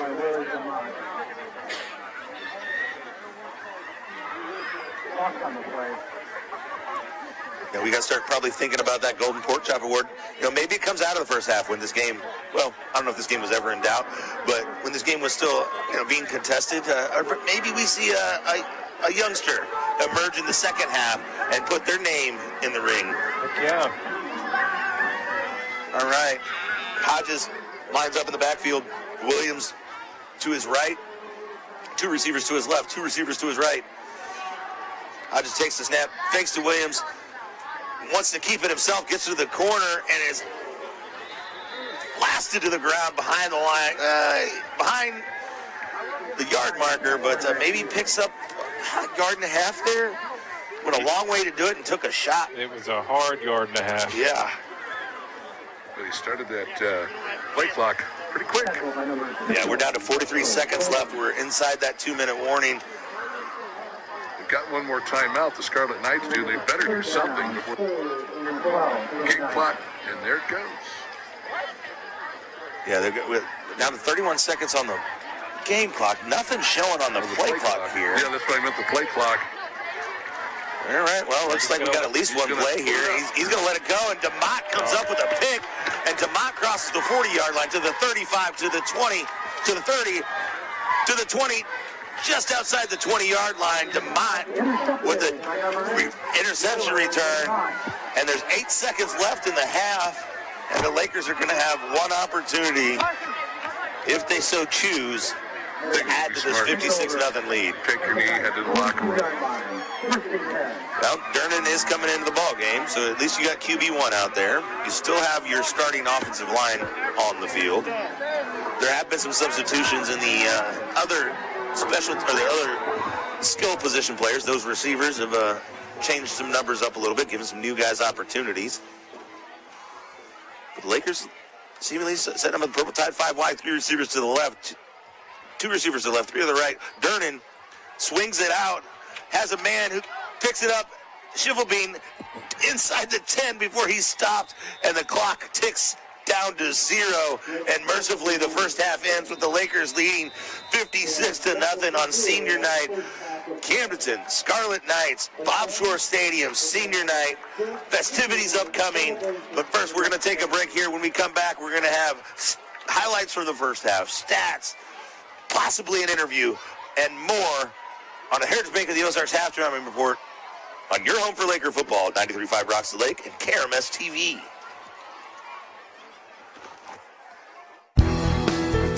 You'll want to get to know this trusted landscaping materials supplier. Ozark Stone Yard carries the highest quality products at reasonable prices. They have a wide variety of ledge rock and flagstone and other materials you need for any residential or commercial landscaping project with direct loads to the client. Check out services they offer, photo gallery, and location on ozarkstoneyard.com.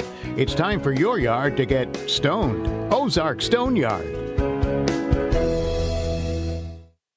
Being a successful Laker athlete takes hard work, discipline, and teamwork, much like our work here at Polylift Boat Lifts. If you envision your team being the best, you will be the best. The effort you put into building your team and working together as one unit always pays off. And remember, Lakers, who's got it better than us? Congratulations to all the Laker athletes from all of us at Polylift Boat Lifts. We don't just build boat lifts, we build poly lifts.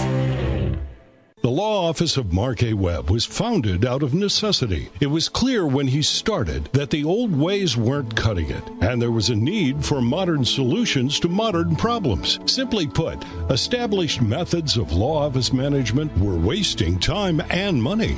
So he set out to bring his approach to the 21st century. Every effort's been made to incorporate technology into practice, helping make your experience modern and comfortable. That's the office of Mark A. Webb. When you're ready for a remodel, DKB Showroom is the place to start. You'll be amazed at the size and quality of selections we have to start your project. And with decades of design and plumbing expertise, no job is too big or too small for DKB. Call and schedule your appointment today. At DKB Showroom, we do kitchens and baths better.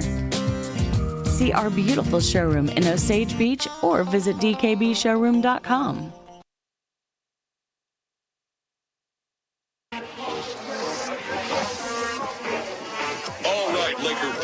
Let's head back up to the Kenny Carroll Excavating broadcast booth for the halftime report. Sponsored by Heritage Bank of the Ozarks. We'll get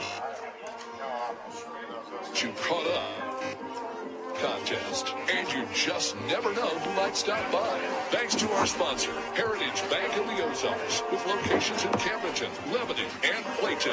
Visit heritagebankozarks.com.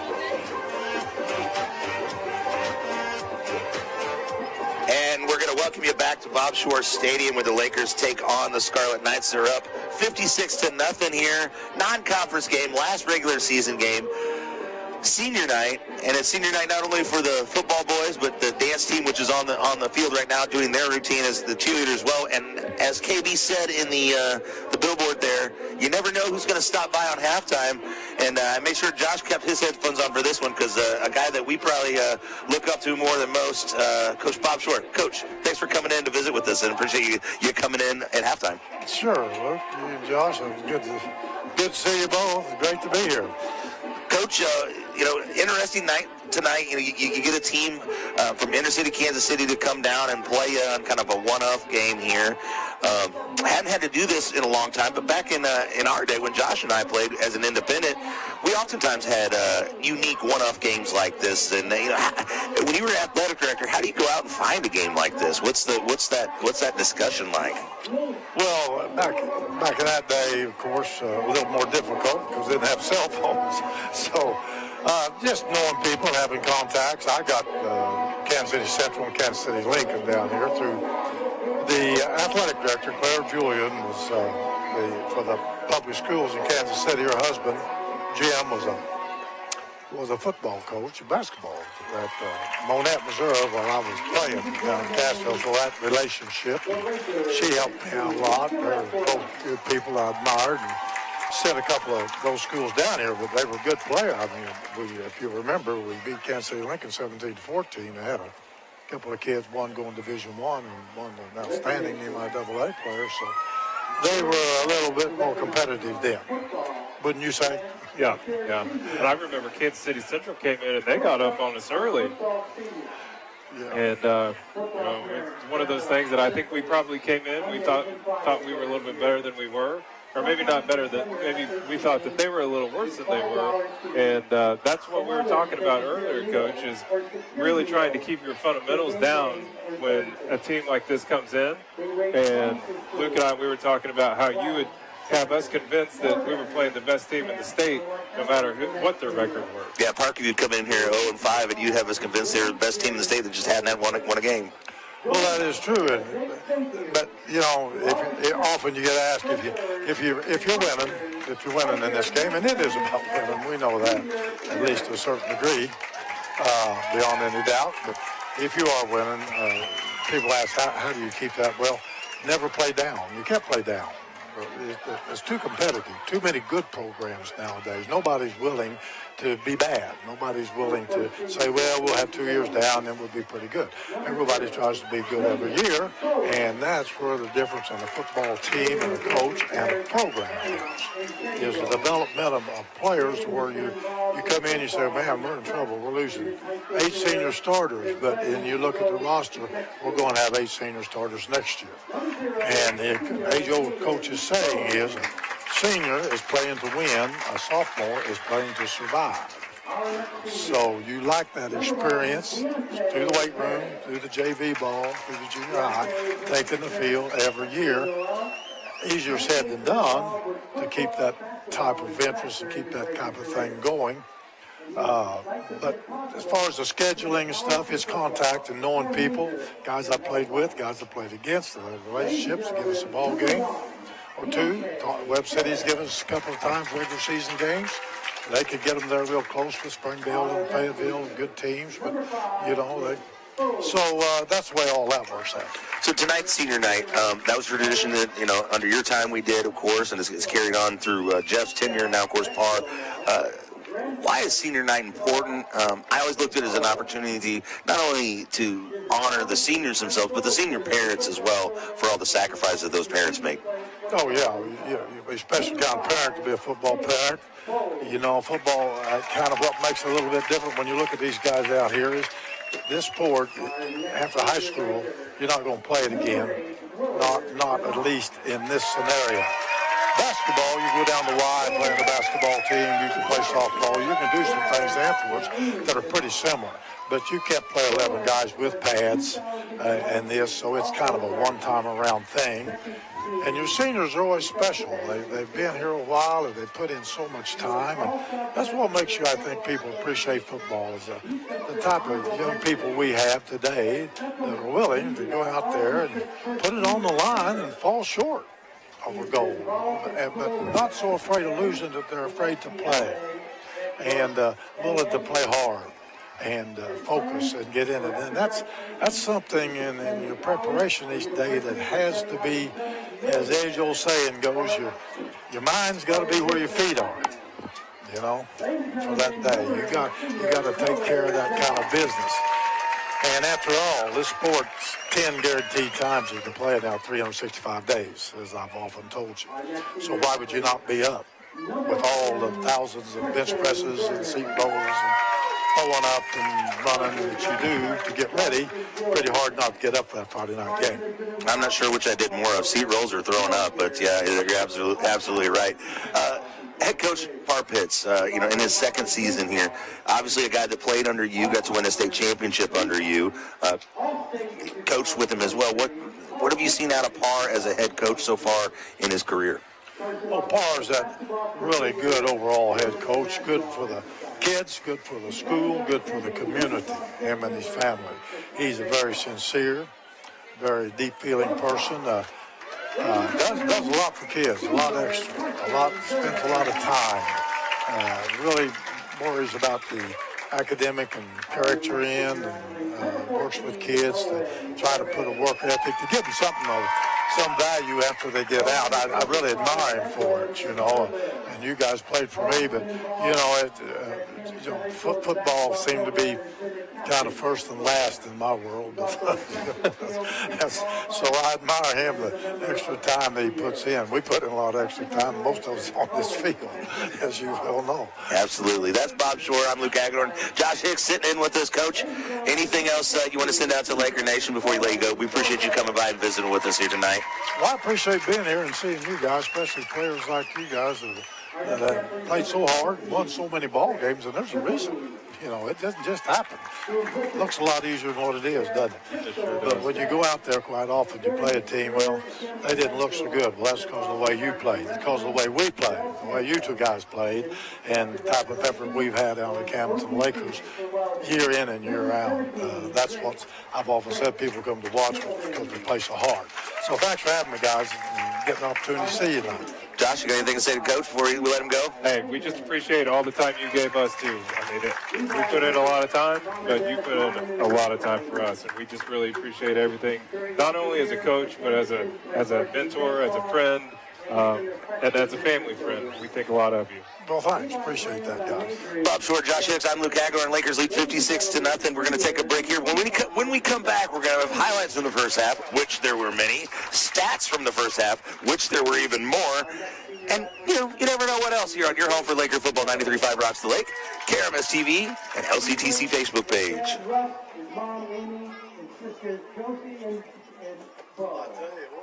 Shh, I'm hiding. Where? At Dave's Hideaway. Why? Well, there's no smoking, no pets. They have Wi-Fi, great barbecue pits, microwaves, refrigerators, best shower pressure at the lake, and the cleanest rooms. Coffee anytime, too. And they have great weekly rates. Bob, where are you? Don't tell anyone, but I'm hiding at Dave's Hideaway, just west of the Camdenton Square on 54. Come join me at Dave's Hideaway, 873-7111. Bob! Hi, this is Jason at Hewlett Chevrolet Buick GMC in Camdenton. I want to tell you about our award-winning service department. Hewlett Service Department was named Best Service Department in Missouri, and we take that honor very seriously. We fix your vehicle right the first time and strive to make your experience seamless by offering free transportation and a free car wash each time you're in. Come see my friendly staff today for all of your service needs at Hewlett Chevrolet Buick GMC in Camdenton.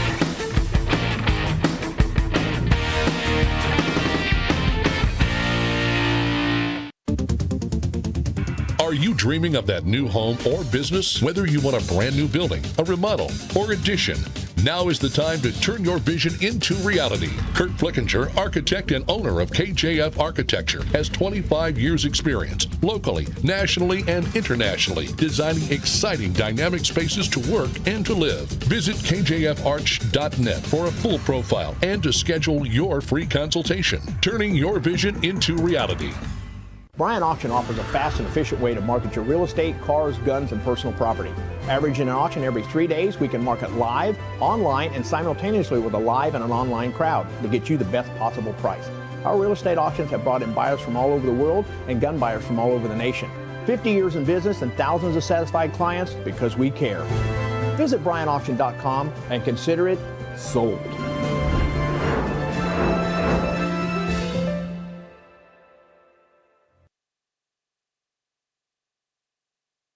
You're listening to Laker Football on 93.5 Rocks. We're back at Offshore Stadium. We're going to take a look at the first half highlights brought to you by Stover Carpet and Drapery. Lots of fireworks in the first half here at Offshore Stadium. Let's see how it all went down. Number 56, senior Kingston. Maybe not. Our next senior is number 62, Carter Coon. Carter Coon with mom and dad, Darren and Jackie Coon. Carter's been involved in Laker baseball, A-plus tutoring, and FFA. After graduation, Carter and I'm not hearing the highlights. I don't know if we're on or not. Well,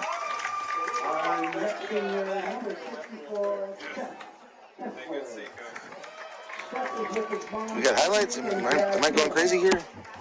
All right. Well, just in case the highlights are not running, and I just don't hear them, hope I'm not talking over them. But Lakers up 56-0. Let me see if I can get some get to your stats here instead.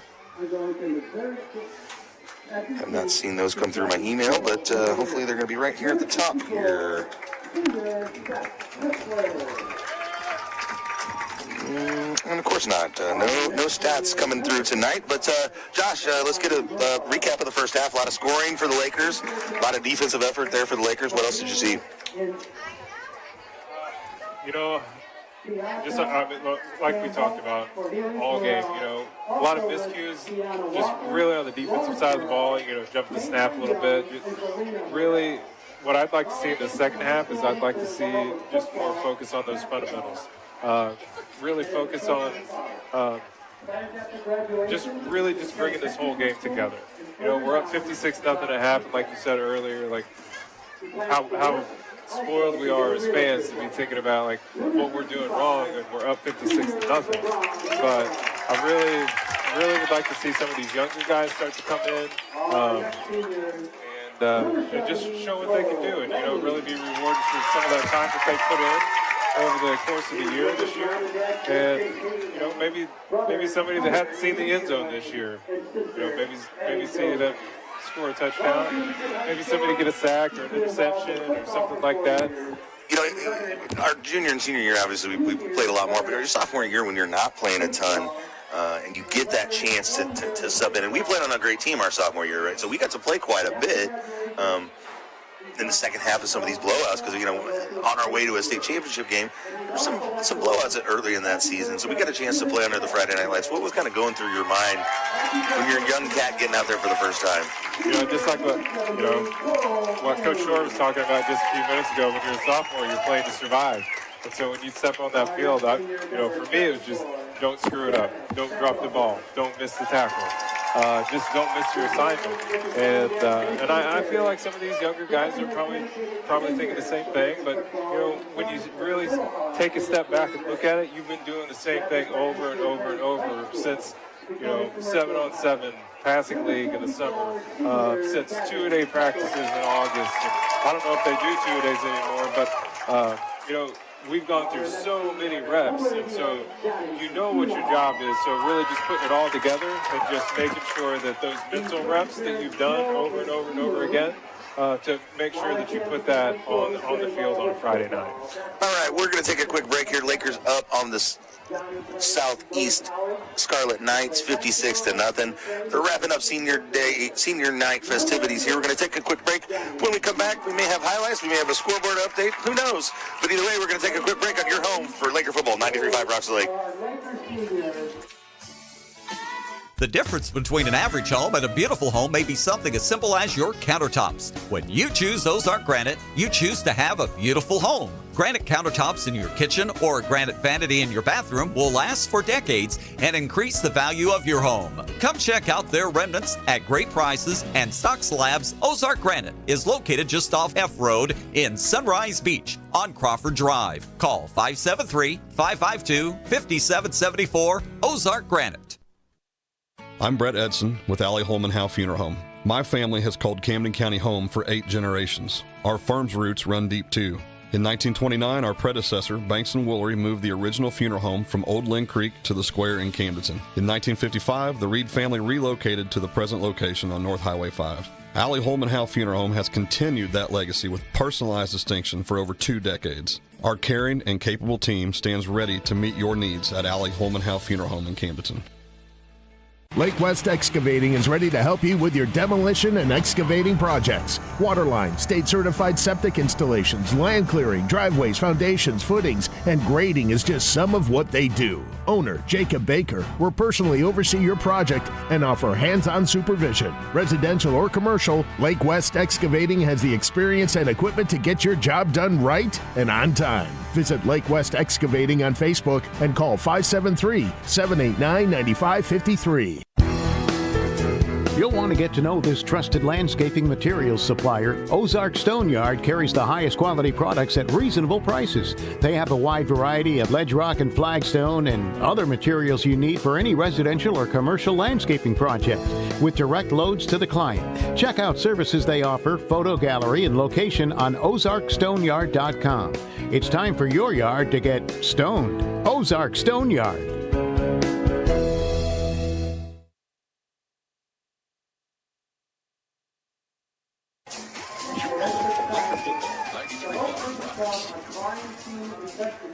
We're going to head into that scoreboard center with Sammy Stava. Take a look around the state, around the league, and see what's going on in the rest of football. Thank you, Luke. It is halftime around the regular season finale, and going on right now. Rockbridge leads Francis Howell 20-13 in the third quarter.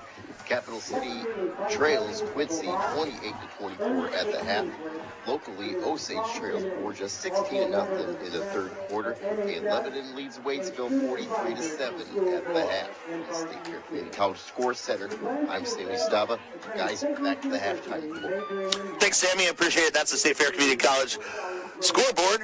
They're leading the way to win, just like FCC is helping you build for the future. We appreciate their support on the scoreboard and appreciate Sammy letting us know what's going around the league there. They are wrapping things up here for senior night. I'm going to see if KB, you want to check in with us? Let us know what's going on down there. Have you seen anything interesting from the folks celebrating senior night? All right. Gotcha. Nope. All right. All right. He's looking for Mike. All right. There we go. There's Mr. KB. How are you, KB? Senior night. What were your memories of senior night with ZB?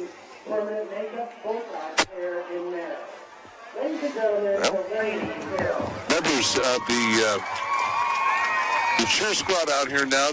Did you ask me if I have any memories from senior night? Yeah, especially when ZB was out there for his senior night. Oh, well, yeah, it's great to be able to get out there and celebrate the culmination of their high school days and all the things that they've done up to that particular point. And I remember vividly, we had a nice little conversation. I said to him, what would you like to do with your life? And he said, Dad, I really have no idea. And as of right now, he's kind of, he got married last weekend and is doing rather well and traveling the the country. He works for a company, I don't know if you're familiar with Trackman. They sell golf simulators, and basically what he does is travel around the country and install golf simulators in people's homes, and he's met some very interesting people along the way. As I said, he got married on the 13th and was excited to be able to start his life with his new wife, Sydney. They actually got married in San Francisco first and then traveled to Greece, ended up in Crete, and got married there. But I'll tell you what, it is, it certainly means a lot for these kids to get to this point in their life. A lot of them really don't know what they want to do. If they want to go to college, if they want to go to trade school, or if they just want to get out of school for a while, much like I did. I remember graduating class of 1984. We had our 40th anniversary, our 40th reunion here not too terribly long ago. But getting out of high school for me was just more or less a big relief. I was glad it was over, and wasn't quite sure what I was going to do with my life either. But this is certainly, as you can tell, a big night. A lot of their friends, some underclassmen, cheering them on here tonight. And they are certainly, as this one young lady here has got her whole family with her, and they all did a nice little dance. But I'll tell you what, guys, it's a great night to see all these kids get to this point, and a lot of them, we wish them all the best, obviously, and hope that they get to fulfill those dreams, whatever they are. And like I said, a lot of them probably don't even know what it is they're going to be doing yet. So congratulations to all of our seniors here tonight, all of the parents who helped them make it to this particular point. And I guess, gentlemen, we will have a running turbo clock when we begin the second half. What do you think? I do believe that shall be the case. So we'll see. It'll be a turbo clock running in the second half. We're going to have a lot of new names out on the field. So we're going to try to recognize each and every one of those kids as they get in the ball game and contribute here tonight against the Scarlet Knights. 56-0. Again, I may need to go check with Coach Birch on that one, but I do believe 88 is the record. So if we're rooting for anything, I guess, I don't like to put it on a team that hard, but at the same time, record could be interesting to see here. It kind of just depends on how the coaching staff is going to approach the second half and how those underclassmen, when they get their opportunity, how they respond in that situation. We're going to take a quick break here. When we come back, we're going to have the second half kickoff and see what this Laker team can do with the Scarlet Knights up 56-0. And still going to try to effort those stats during the break, see if I can come up with those. But stick around. You're over Laker Football 93.5 Rocks Lake and KRMS TV.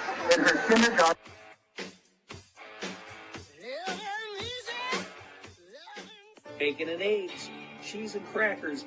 The difference between an average home and a beautiful home may be something as simple as your countertops. When you choose Ozark Granite, you choose to have a beautiful home. Granite countertops in your kitchen or a granite vanity in your bathroom will last for decades and increase the value of your home. Come check out their remnants at great prices, and Stock Slabs Ozark Granite is located just off F Road in Sunrise Beach on Crawford Drive. Call 573-552-5774 Ozark Granite.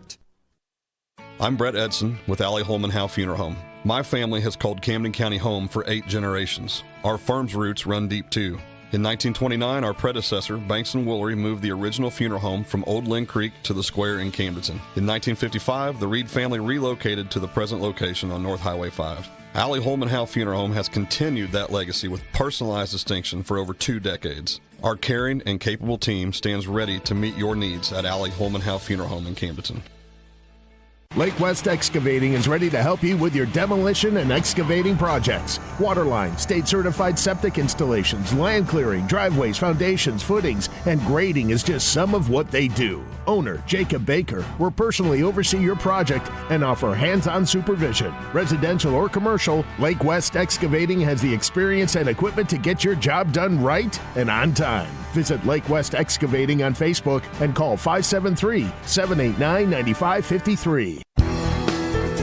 You'll want to get to know this trusted landscaping materials supplier. Ozark Stone Yard carries the highest quality products at reasonable prices. They have a wide variety of ledge rock and flagstone and other materials you need for any residential or commercial landscaping project, with direct loads to the client. Check out services they offer, photo gallery, and location on OzarkStoneyard.com.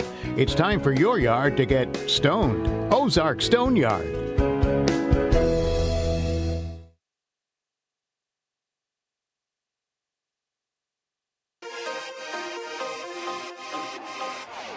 This has been the Heritage Bank of the Ozarks Halftime Report. Heritage Bank of the Ozarks, proud sponsors of the Camdenton Lakers, with locations in Camdenton, Lebanon, and Plato. Visit heritagebankozarks.com. The second half is coming up, so do what you need to do and get back here for more Camdenton Lakers football on 93.5 Rocks. And we're going to read back here at Bob Shore Stadium with your Team Lassen Flat Branch Home Loans kickoff. Daniel Eisenagel, the sophomore, checking in the ballgame to kick this ball off for the Lakers. And he approaches the ball, he gets a boot into it, and sends it down the field, and it's going to land about the 20-yard line where it's brought back by the Scarlet Knight, who makes it move and makes another, gets around the corner, crosses the 50-yard line. One Laker to beat, and that is Daniel Eisenagel himself. The sophomore bravely brings down the running back there, number 43. Stepped right through the ball carrier. No fear for the kicker. Good job there. Let's go, people! Yeah, there was I hope you're not talking to me because I can't hear what yeah, you got all kinds of nap sound down there. It's great. These guys are fired up. The sideline tends to get fired up when the younger kids get in there because your buddy out there maybe hasn't had his chance underneath the light finally gets his shot. We'll see how it goes. There we go. Sounds like it's settling down a bit there.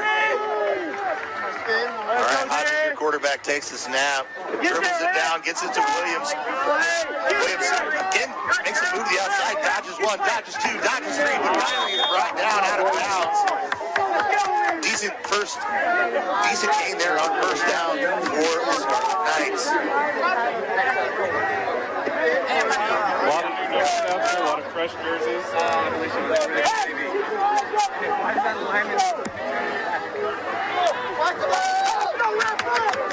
All right, let's see here. Half the Scarlet Knights linemen break the huddle. We're up to the line of scrimmage. The skill position players do not. Two receivers to the left, two receivers to the right, one back in the backfield. Hodges taking the snap here.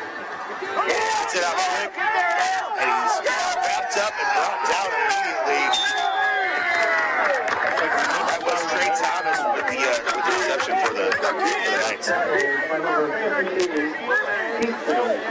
Libby gets in there on the stop.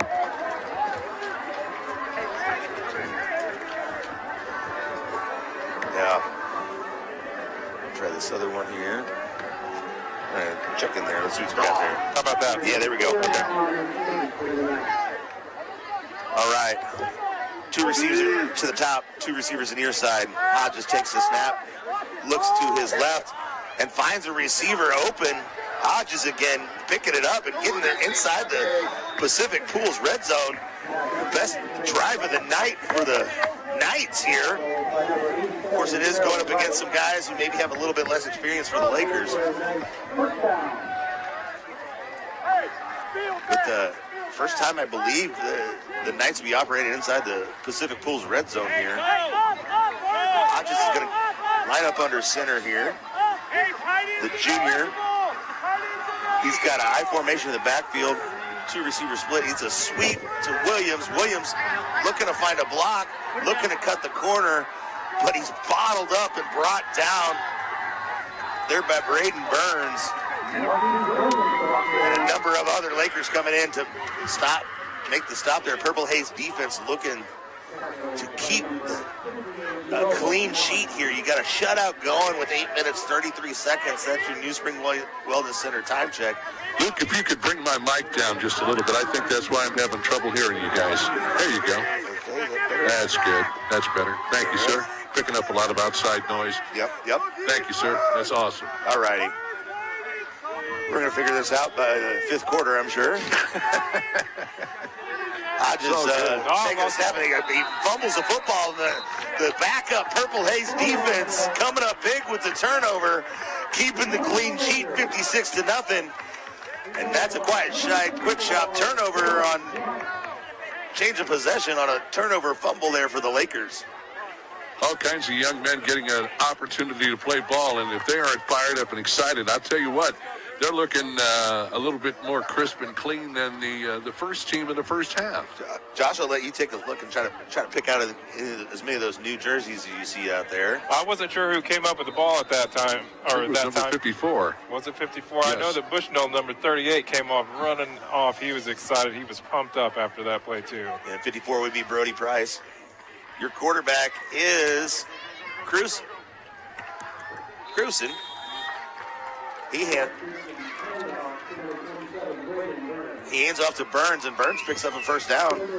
And, even though you got new guys out there and roles that maybe they haven't had an opportunity to do underneath the Friday Night Lights. As a matter of fact, the Lakers aren't even operating out of the no huddle look. They're going to huddle up. Tell you what, that offensive line is looking good. They're establishing themselves and really pushing back the Scarlet Knights, giving their players an opportunity. Here we go again. Oh, that's going to be a flag on the play. Braden Burns takes a shot, but he shakes it off and gets enough for a first down. That was a little running look out of a pistol formation. You get the penalty, but he picks up the first down without the penalty. So see if they're going to how they assess it here. But they'll just decline it. Oh, no, they aren't. Are they going to? They tack it onto the end. So it is a first down. Yeah, it's first down due to the play itself, and then they're going to tack on another. Golly, it looks like that's going to be a 15-yard variety there. Absolutely, sir. So going to be well inside Scarlet Knight territory. 42-yard line, 1st and 10, where Cruson's going to line up his version of the Purple Tide 5. Although they have they have two backs in the backfield, it's more of a pistol look here. Two receivers, and as a matter of fact, there's a tight end on the field, something you don't often see. And Cruson's going to take it himself, and he gets around the corner, picks up the first down, and more. He's to the 25, to the 20, to the 15, to the 10. He's got nobody to catch him, and it's a touchdown. Quentin Cruson, the sophomore quarterback, putting up 6, extending this Lakers lead. 62-0 with 6 minutes and 7 seconds left in the quarter. They're going to keep rolling the clock there. And he got through the line, he cut back, and he was gone. Did they not? Oh, yeah, they did give him the touchdown. I was going to say the scoreboard running out of LED lights over there. It took them a while to flip the switch over to 62-0. But the clock keeps rolling with 55 minutes, 42 seconds, and they're going to leave the offense out there and go for 2, which looks like you're almost rubbing it in their face, but... it's good experience for them. I think they need to understand how this works as well. Smart running by the QB there to get the touchdown. Very smart running. Hands it off to a number I don't have on my sheet, of course. I hear Osborne over the public addresses announcement, but either way, that's the 2-point conversion. So it's 64-0 here with 5 minutes, 14 seconds left in the quarter. And when you come back, that'll be even less because that clock is rolling on your home for Laker football, 93.5 Roxy Lake. KRMS TV. Shh, I'm hiding. Where at Dave's Hideaway. Why? Well, there's no smoking, no pets. They have Wi-Fi, great barbecue pits, microwaves, refrigerators, best shower pressure at the lake, and the cleanest rooms. Coffee anytime, too. And they have great weekly rates. Bob, where are you? Oh, don't tell anyone, but I'm hiding at Dave's Hideaway, just west of the Camdenton Square on 54. Come join me at Dave's Hideaway, 873-7111. Bob!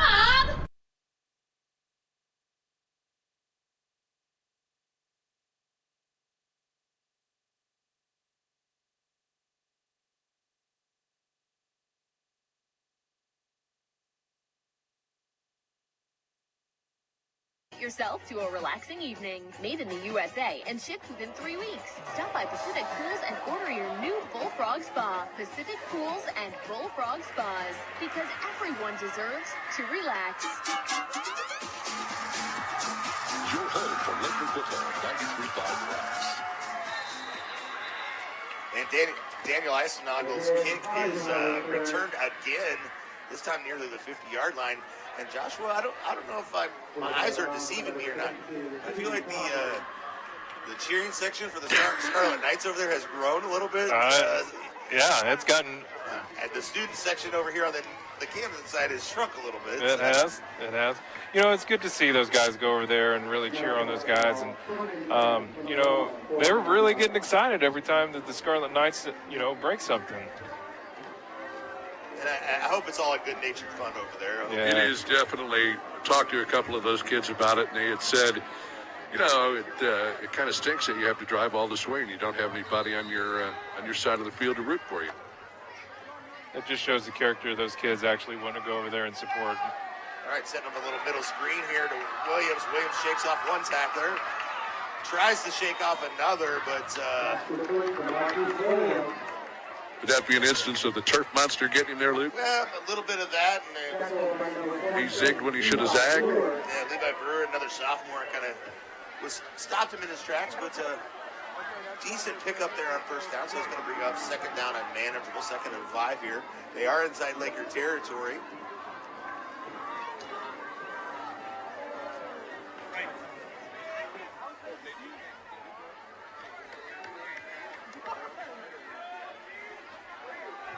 Looking for a motion there.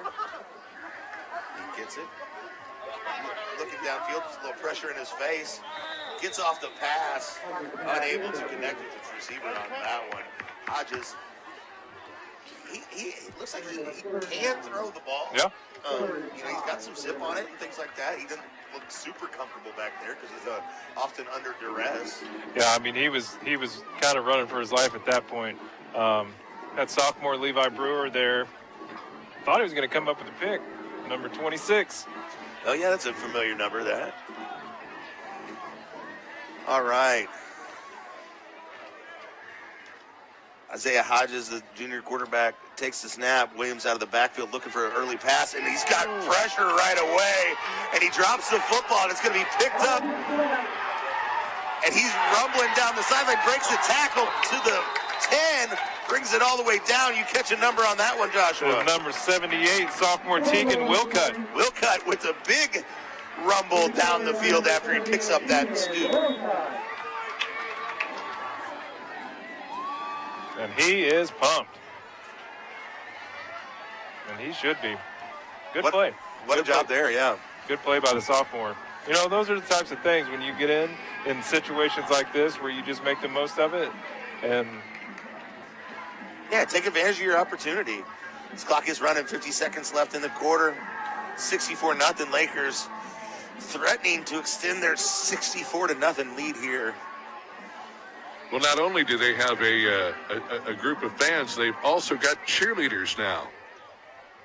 The Scarlet Knights. That's pretty good. I think that might be the dance squad over there. All right.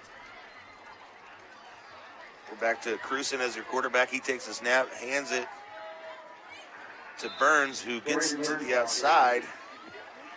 Picks up about 5 on that play. Inside that Pacific Pools red zone. Pacific Pools making the lake a better place, one pool and spot at a time. They're conveniently located on the Parkway, or on KK, between the Parkway and the Expressway. And that's going to be the end of the third quarter. We'll take a break here. We'll be back for more Laker football. Lakers up 64-0 against the Scarlet Knights. We got 1 quarter of football left to go here on senior night at Bob Shore Stadium.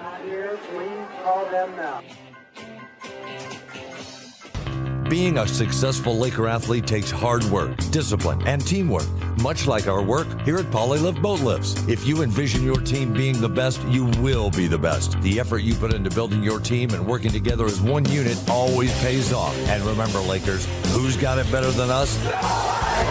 Congratulations to all the Laker athletes from all of us at Polylift Boat Lifts. We don't just build boat lifts, we build poly lifts.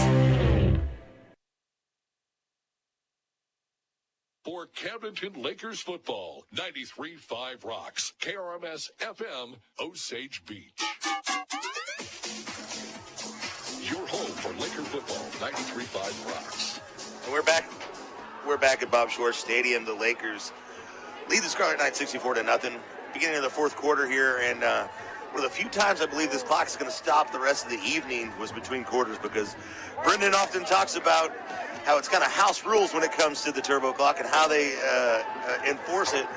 Looks like these teams have agreed to get out of here sooner rather than later as the temperature starts to drop. I think everybody's ready to get this one over. So this could be the quickest fourth quarter we've ever seen in a long time, but the Lakers are threatening to score here. See how they approach this next series of plays. Is that a new quarterback in there, Josh? It looks like it is. Sure is. Avery Stolte, a 5'10" sophomore. He hands the ball to Osborne, and then he takes a loss on the play there. They're calling it Osborne in the stadium. I don't have a 39 on my roster, but I'm going to take the public address announcer's word for it. So 3rd down and 12. Clock continues to roll. The wind has picked up. Is the temperature drop down there, KB? Oh, dramatically, sir. We probably down about 10 degrees from where we were earlier. All right, a little confusion coming out of the huddle for the Lakers. Royal Heating and Air temperature update. Snap. Osborne, it looks like, again, takes it. Gets around the corner, and it's slung out of bounds. I checked that, folks. That was Edward Libby, another sophomore, the 5'9", 175-pounder, Libby. Another 10th grader making an impact here, but it's going to bring up 4th down.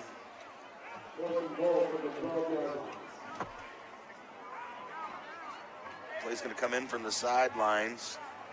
Avery Stolte, the 5'10", 145-pound quarterback, sophomore, the 3rd quarterback we've seen on the evening getting his chance. First chance we've seen him under center for the Lakers on a Friday night underneath the lights. He's got a little pistol formation with the fullback in front of him, running back behind him, fakes the handoff, keeps it himself, and is met by a couple of defenders who are picking him up and were about ready to deposit him unfriendly onto the turf. But that's going to be a quiet side quick shot change of possession. Turnover on downs. The Scarlet Knights take over 1st and 10. Little disjointed action, a little bit more not quite as organized as we saw in the first half, huh, Josh? Yeah, I mean, you know, you got a lot of the younger guys. They don't have as many reps under the belt. But this is the time, this is the time that they get that game action to where they can see what they can do under the lights. And sometimes things may not go as well as they would like for them to go. Some of these guys, they may not play together all the time. That's the thing too. Not only they don't have a ton of reps, they probably don't have reps together. Oftentimes in a situation like this, you have a combination of guys who've never played together in this particular combination all at once before. Not even in practice, That's right. Hodges takes the snap under center. He pitches to Williams. Williams gets to the corner and is met in the backfield immediately by the cornerback, who sheds a block, gets there in a hurry. Looks like Gerald Wright, sophomore. Yeah, the 5'10", 150-pound sophomore. Yeah. Whether he played with these guys had reps with these guys or not, he got back there in the backfield and for the TFL. And that for a cornerback to make a tackle in the backfield like that, it means that's hustle play, right? Yep. You beat your block first. And now he's kind of limping around. I don't know. Sometimes you get that. You've been on the sidelines all game. Your body's kind of not fully warmed up, and he is a little worse from the wear. He's Wright's kind of limping around out there. Hope they don't target him on this play. But Hodges, with some pressure on Purple A's defense, sends almost everyone, and they don't get home, but they force an errant pass here, and it brings up 3rd down and long.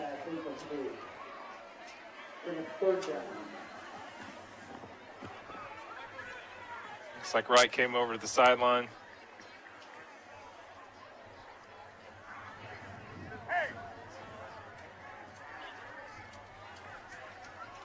All right, let's see here. We still got 8 minutes left in this ball game. See if any Laker player decides to put their name in the hat for that Golden Pork Chop Award that we're going to be awarding in the postgame show. Stay tuned for that.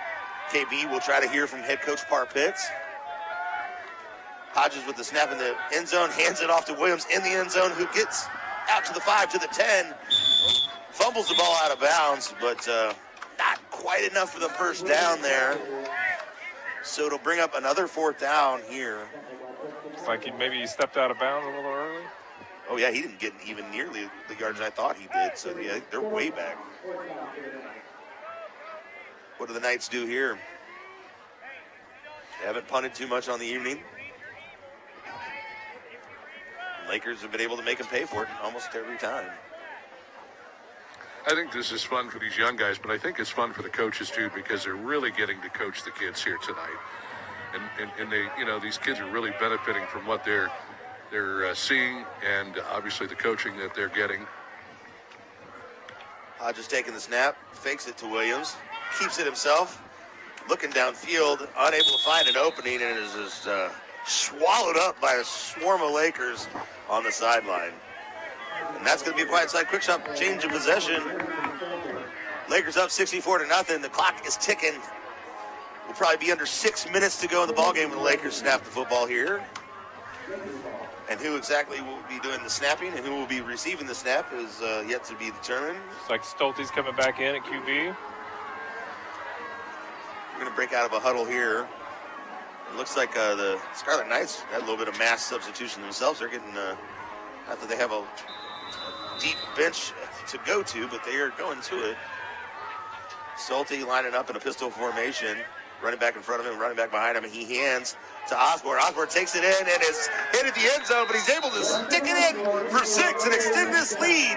Lakers up 70-0 here at Bob Shore Stadium. The clock continues to tick.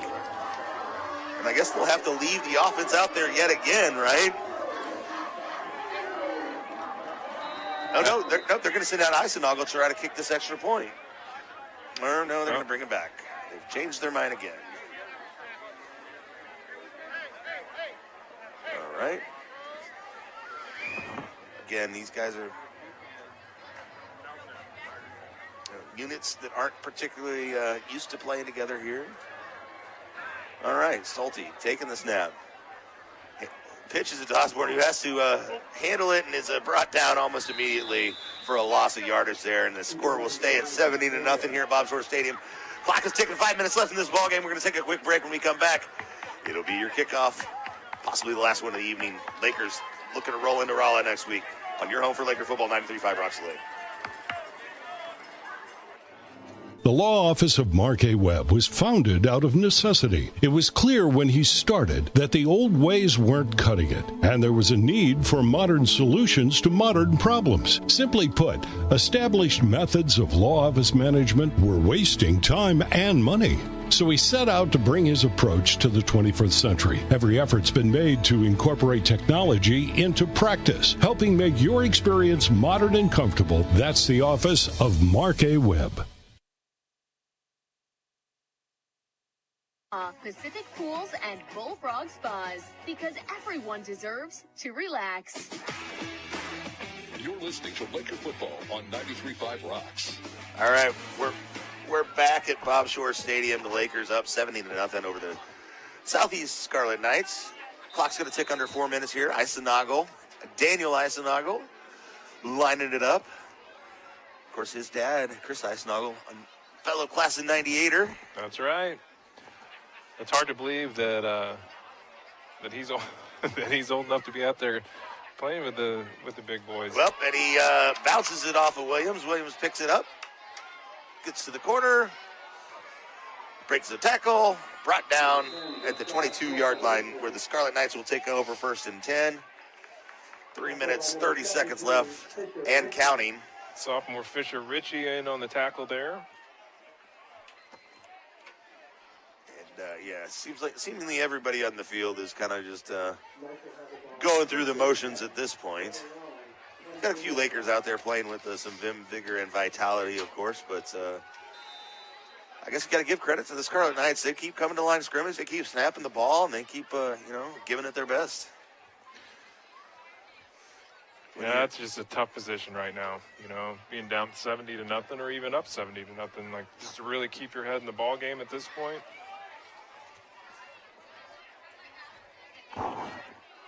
Hodges to keeping it himself, picking up a butcher shot first down there. Few and far between for the Knights, few and far between for the Lakers as well, because so many of those explosive plays just went all the way.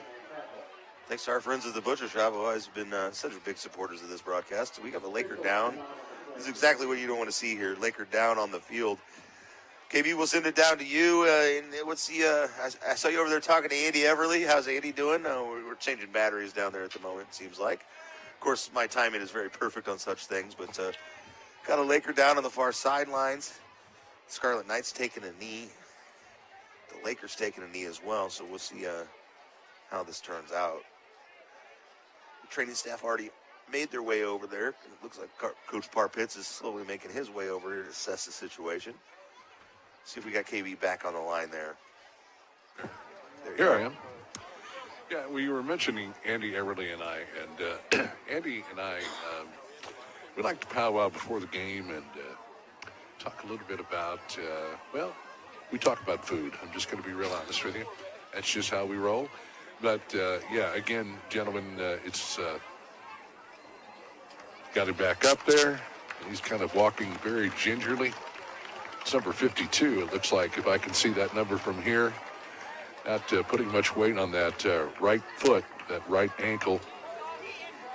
But he is walking now. There he goes. Seems like he's got a little bit more skip in his step. Yeah, it's going to be Keaton Crossman, the junior, coming all the way from the far side. That's a long walk when you got a gimpy ankle, hurt foot, whatever you want to call it. I think he probably just got to twist it around there a little bit. He's up and moving pretty well. Stub a toe, anything like that, but still you have to walk all the way across the field. You just had your chance to get out there, and now it looks like probably your night's going to be over, but you had your shot. Hope you enjoyed it while he was out there. Well, 2.5 minutes once we get the turbo clock running back here. Should be interesting to talk with the coach as we meet up in the end zone. I think we'll interview for you this week. We shall see. Hodges lining up in the backfield, fakes the handoff, keeps it himself, looking downfield. Was loading up to send it deep, and instead he's going to keep it, pick up a butcher shot first down, and more crossing the 50-yard line with a spin move inside the Laker 45. Butcher shot first down. We're going to get into that 2-minute warning. And we've got a Scarlet Knight player down there. Now we got a Knight on the ground. And I wonder if it isn't the quarterback himself.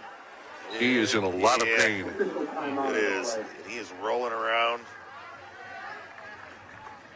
It's tough to see that, you know. Yeah. Coming out here, gutsy performance like he gave tonight. He's taking a lot of shots. Well, I'll tell you, gentlemen, if the Scarlet Knights take anything away from this game positive, it's that they were very well received, and he's up as well, he's going right back into the huddle. Well, I mean, he's going to have to sit one snap. Yeah, here he comes. They're bringing him out now. But they were very well received here at Camdenton and got their own cheering section. Then they got their own cheerleaders. And I think these guys, sign of respect. Hey, we're glad you're here. And maybe, just maybe, the next time these two teams meet, if that happens again, the Knights will remember that. All right, let's see who the signal caller is for the Knights here, because this could be an adventure in a quarterback center exchange situation like this. So you catch a number on that quarterback? What's that? Number 11. Okay. All right, so that's Trey Thomas. Trey hands the ball, fakes the ball, loads up to launch the ball down the field, and instead it's picked off at the 12-yard line. Gentlemen, after we get it all sorted out, that should pretty much be the game right there. Yeah, that will be it. It's a pretty good throw, though. I mean, and yeah, Carson Stouffer with the interception. Another sophomore, the 6'2" sophomore, putting the icing on the cake for the Laker defense here. The clock continues to run down to 1 minute, 16 seconds. No play clock as of yet. No, sir. So we can see how much. I imagine the Lakers are going to have to run one play here. They will run this play clock at some point, I'm assuming. There it goes. Still a minute left in this ball game. Lakers going to have to run at least a play or two from scrimmage here. The final Lakers football home game will be the ABC playing this Monday night at 6 p.m. 6 p.m. start this Monday for the Lakers. All right.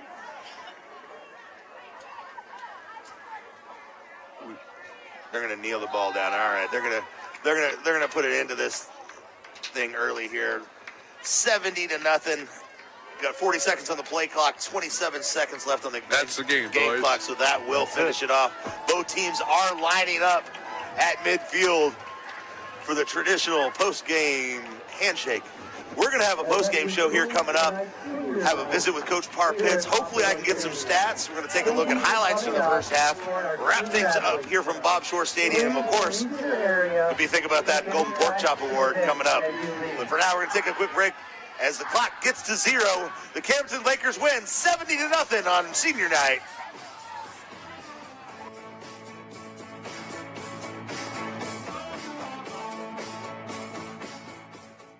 When it's time for a new lift, it's time for... When you're ready for a remodel, DKB Showroom is the place to start. You'll be amazed at the size and quality of selections we have to start your project. And with decades of design and plumbing expertise, no job is too big or too small for the DKB. Call and schedule your appointment today. At DKB Showroom, we do kitchens and baths better. See our beautiful showroom in Osage Beach or visit dkbshowroom.com. Hi, this is Jason at Hewlett Chevrolet Buick GMC in Camdenton.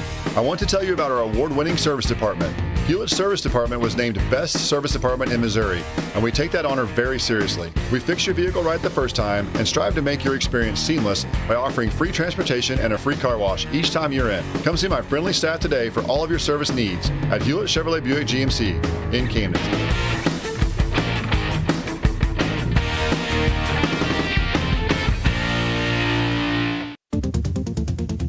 Are you dreaming of that new home or business? Whether you want a brand new building, a remodel, or addition, now is the time to turn your vision into reality. Kurt Flickinger, architect and owner of KJF Architecture, has 25 years experience locally, nationally, and internationally, designing exciting dynamic spaces to work and to live. Visit kjfarch.net for a full profile and to schedule your free consultation, turning your vision into reality.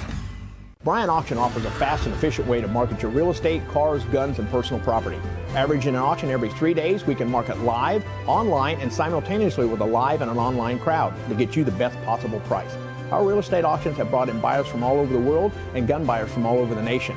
50 years in business and thousands of satisfied clients because we care. Visit BryantAuction.com and consider it sold.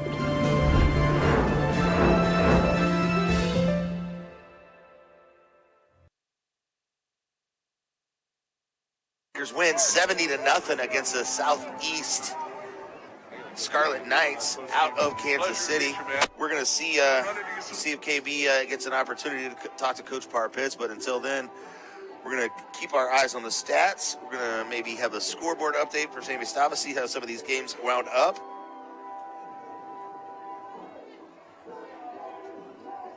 All right. I'll keep my eyes on the Texans here, see when highlights are ready and everything like that. But Josh, what's your assessment of the game? What was it like sitting in the chair here tonight with us up here? I appreciate you substituting in for us on short notice. Yeah, man. It's a little nerve-wracking, I'm not going to lie, to start. But I appreciate you letting me in the booth tonight. A little bit of a more lopsided game than I thought I was going to be able to see tonight, but thankfully the Lakers came away with the dub. All right, we got, looks like the Lakers are breaking up their huddle here, so we could, depending on where Coach Pitts goes first out of this, we'll see who we've got a KB. They broke it up there a little bit. Going to be monitoring for stats as well. Got good net sound down there. Lost eyes on KB for a second, but... I'm the guy in the purple. Yeah, okay. There you go. All right. See if we can get him over here real quick. Television real quick. Absolutely. Yeah, you do TV first. It's already gone to his head, guys. He's blowing me off to do the TV thing. Well, do the television first. You think maybe we have time for highlights there instead? Well, I think it's probably going to be a relatively quick interview, so you know what? You just do what you want, and I'll be here when you need me. All right. You just let us know when you think you got Coach Parr Pitts. We're going to keep your mic on there. Very good. Looks like a 3-minute highlight package, so we'll got a lot of things going on here in the post-game show. We got to bring you all the information, of course, for those folks on their way home. I'm sure a lot of folks maybe left a little bit early this evening a game like tonight, there wasn't quite as much going on late. And yeah, we are going to wait for those highlights. But if you stay tuned, we will have highlights from the first half. We'll have the scoreboard from around the area. And the one thing that I am efforting is statistics, because there's a lot of them. And maybe the pencil burnt up, and maybe the computer burnt down. But we'll see if we can get that information to you as well. Josh, what stuck out to you tonight? It was hard to get a good rhythm, right? Because it was just, a lot of weird things happened in the game. It starts out with an onside kick, preceded by a scoop and score of fumble recovery for 6, and it was just kind of disjointed all the way through. Yeah, when a game starts out like that and you get up on a team, like we talked about the whole game, sometimes it's just hard to stay in that rhythm, to focus on those fundamentals. But these are the games where you really learn who you are as a team, how we play together, how we just really keep our head in the game. Because next week, it's win or go home. So we really want to focus on what we need to do to move forward, to continue to win, to continue to get to that next level. But yeah, I mean, big win tonight, big win. But it really didn't feel like a big win, because I don't know. I don't even know where I'm going with it, but it's just really kind of a tough game. You're trying to roll into district play, right? A couple objectives. You want to come out as healthy as possible. You want to come out as sharp as possible. You don't want to take any steps backwards. You want to take some steps forward. And what we talked about in the Lake Ozark Water and Sewer football lab was working on those fundamentals, working on that underpinnings, those things that you'll rely on in tough games down the road. And hopefully Lakers were able to accomplish some of that tonight. Yeah. We'll get to hear from Coach Parr Pitts here shortly, and we'll hear what he has to say. All right, looks here like he is. KB's got him right now there. We'll send it down to you, KB. Congratulations, Coach, and I don't know how to take it. Are you maybe working on a budding television career? I guess. I got a face for radio, though, that's for sure. Yeah, my own mother told me that. So quite a different result from last week. Let's talk a little bit about the week getting prepared for this game, because I know we didn't get a post-game interview with you, and with good reason, and we're not going to get into that. But what was practice like leading up to this game, even knowing who your opponent was going to be? Well, we focused on ourselves. We wanted to become a more physical football team. We wanted to tackle better. We wanted to have our pad level better, blocking, all those things. That's something that we focused on, 7 days ago. That's what I was telling them. We were going to play Laker football in the best way we could, and that's what we focused on. We had a good physical week of practice, and it got some preparation done for these guys, got a little bit of preparation for Rolla, and so hopefully we can put our best foot forward as we go into next week. Were you happy with the first teamers as far as the first half? Some errors, some mental errors, a few penalties. The kickoff was a little bit, a little crazy there to begin with, but it seemed like you reeled it in. Yeah, I was happy with the way our guys came out and played. We didn't spend a lot of time on what we were going to go attack, and so our guys adapted as we went along. And I was happy with the way we played, the way we blocked. And defensively we were real good, I thought. I got to ask you, you got a lot of the other guys that normally don't get to see a whole lot of action. How much fun was that to watch them tonight? Oh, it's awesome, and it's such a great thing in terms of like our other kids supporting and getting excited when guys made plays, and so that was the fun part is Lakers getting out there to go and Lakers supporting each other. Those other guys getting the opportunity to play tonight were really fired up. I know you were happy with what you've accomplished here tonight, but I guess the future looks bright for Laker football. Yeah, our younger guys are doing a great job of becoming developed, and they play really hard on the junior varsity level, and they do a great job of when they get their opportunity to come in the varsity game. I thought they did a great job tonight. Finally, of course, the big one next week, Rolla on the road.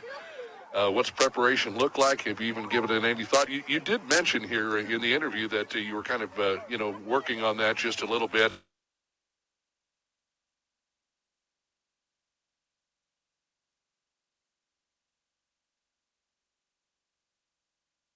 Not taking anything away from their passing game, but it starts with their running game. They've got a good quarterback. They've got backs that are really dangerous, running counter, running sweep, and running the dive.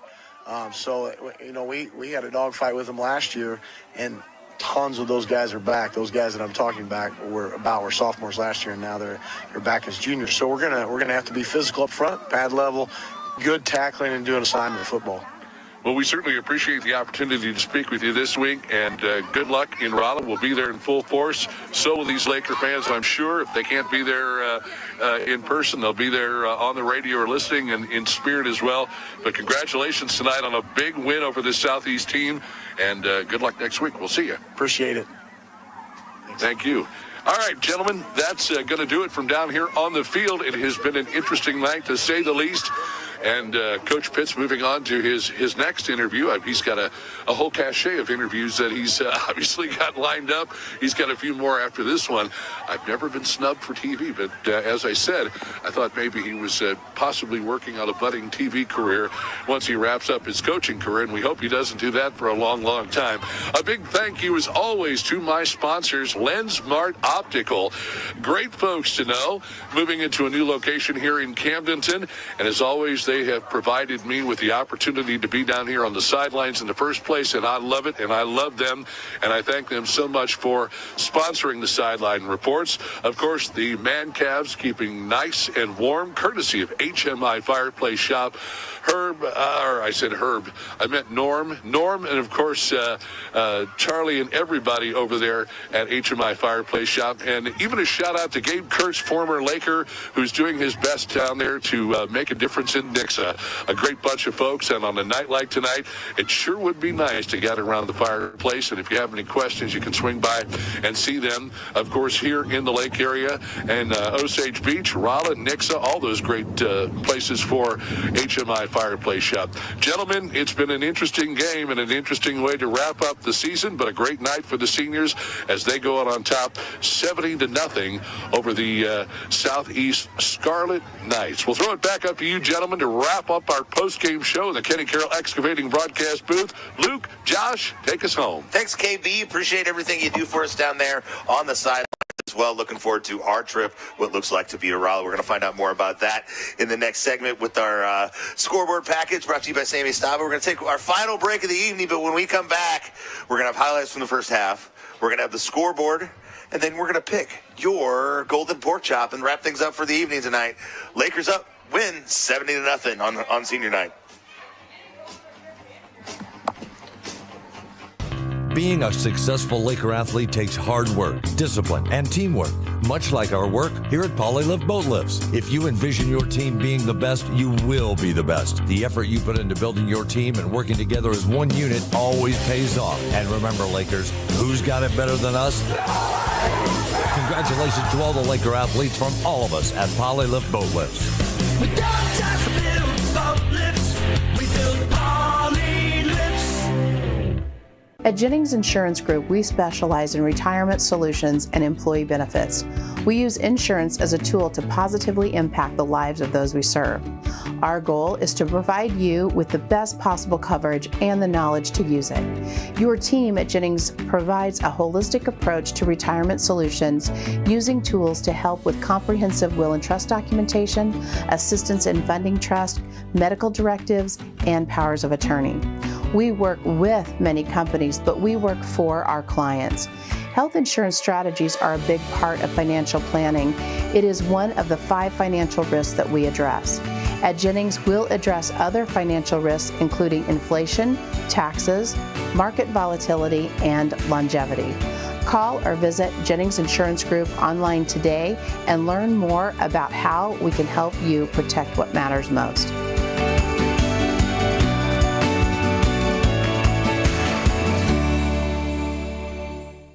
The law office of Mark A. Webb was founded out of necessity. It was clear when he started that the old ways weren't cutting it, and there was a need for modern solutions to modern problems. Simply put, established methods of law office management were wasting time and money. So he set out to bring his approach to the 21st century. Every effort's been made to incorporate technology into practice, helping make your experience modern and comfortable. That's the office of Mark A. Webb.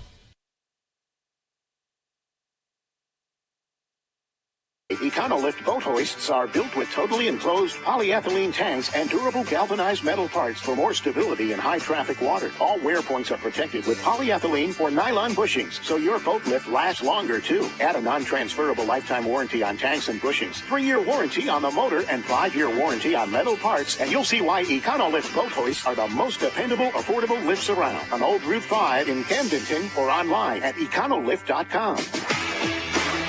You're listening to Laker football on 93.5 Rocks. And we're back here at Bob Short Stadium when the Lakers win 70-0. We're going to take a look at the highlights from the first half and see it all went down. Most of your action coming from the first half. And it's an onside kick that bounces off the up man. And it looks like the Scarlet Knights take a gamble early in this game, and it pays off. They're going to get the football to start off this football game at about the 48-yard line. The man goes in motion. He looks to pitch, but that ball is hit up in the air. That could be a backwards pass picked up by the Lakers and taken in the end zone by Caden Bowen. He scoops and scores for the Lakers' first touchdown of the night. Hodges under center. Takes the snap, and again, it hits the turf, and he drops the football again, and the Lakers able to fall on it. It looks like Sean Hasker coming up with the football for the Lakers, and the Lakers are going to be back in business. Turning, finds Hare wide open at the 5-yard line, and he prances in the end zone with the ball extended to extend the Lakers' lead. Cole Lane snaps the ball to Durnan right in his chest, and he hands it to DeMott. DeMott is mad at the end zone, but he carries the ball in for 6 touchdowns. Sam DeMott, touchdown Lakers. I said boom go the fireworks at Jaws of Death Stadium. The outlet receiver near the sideline is that Borbet. He makes a move near the line to gain. He's able to break away from a tackle and makes his way to the end zone. 2 penalty flags on the field, but the referee signals touchdown for Borbet. Yeah, it was a horse collar. Cole Lane with the ball. Machino in motion, snap, hands it to Machino. Machino breaks the tackle, gets to the corner, gets to the end zone, and then Machino, the sophomore, with a touchdown on the ground. Number 7, the Lakers extend their lead 34-0 here at Bob Shore Stadium on senior night. I mean, passing game right now is not really working for them so well, so I think that, keeping it on the ground is probably the best thing they can do. But, down 35-0, 2 minutes to go in the first quarter, it's an uphill battle to climb right now. It's Cruzen. Picks up the first down, picks up more to the 20, to the 15, to the 10, to the 5. Touchdown! Cruzen! Touchdown, Lakers! And boom go the fireworks at Jaws of Death Stadium. 2 receivers, and as a matter of fact, there's a tight end on the field, something you don't often see. And Cruzen's going to take it himself, and he gets around the corner, picks up the first down and more. He's to the 25, to the 20, to the 15, to the 10. He's got nobody to catch him, and it's a touchdown! Quentin Cruzen, the sophomore quarterback, putting up 6, extending this Lakers lead. They're going to kneel the ball down. All right, they're going to put it into this thing early here. 70-0. Got 40 seconds on the play clock, 27 seconds left on the game clock, so that will finish it off. Both teams are lining up at midfield for the traditional post-game handshake. And the Lakers win 70-0 on the final home game of the year. We assume, and we will find out more if we check the scoreboard from Sammy Stava, brought to you by State Fair Community College. Find out what happened around the district and how that may affect the Lakers. Sammy, take it away. Thank you, Luke. The regular season is in the books, and Rockbridge wins on the road at Francis Howell 28-21. Locally, Osage falls to Borgia 24-0. And in Class 5, District 5, Lebanon beats Waynesville by the final score of 64-20. And it looks like next week, in all likelihood, Camdenton will play Rolla in the Class 5 District 5 playoffs. From the State Fair Community College Sports Center, I'm Sammy Stava. Back to the post game to wrap things up. And thank you, Sammy. It looks like the Lakers will be heading the road down to Phelps County, going to play the Rolla Bulldogs. One more thing left to take care of here, Josh. We got to do that. Golden Pork Chop, brought to you by the Butcher Shop. Josh, it's always the color analyst to honor to make that selection. Obviously, the play-by-play guy gets to give his opinion, but what do you think? Who's going to get the hardware this week? One guy that stood out to me tonight was a receiver, caught quite a few balls tonight, had quite a few yards, had a few touchdowns. Cole Jennings, sophomore, number 9.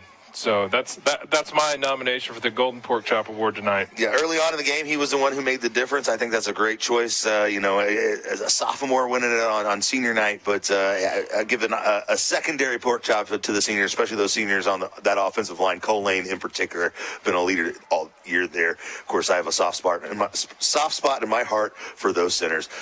That's going to wrap it up for us here at Bob Shore Stadium. The Lakers win 70-0. We'll see you next week down in Phelps County where the Lakers take on the Rolla Bulldogs in the first round of the Class 5 District 5 playoffs. For Josh Hicks, KB, Matt Markovy, Pat Atkins, Mike Anthony, Kerry Prather, I'm Luke Hagedorn. Thank you so much for listening to Laker football. We'll talk to you next time. This has been Camdenton Lakers football on your home for the Lakers, 93.5 Rocks. Thanks for joining us and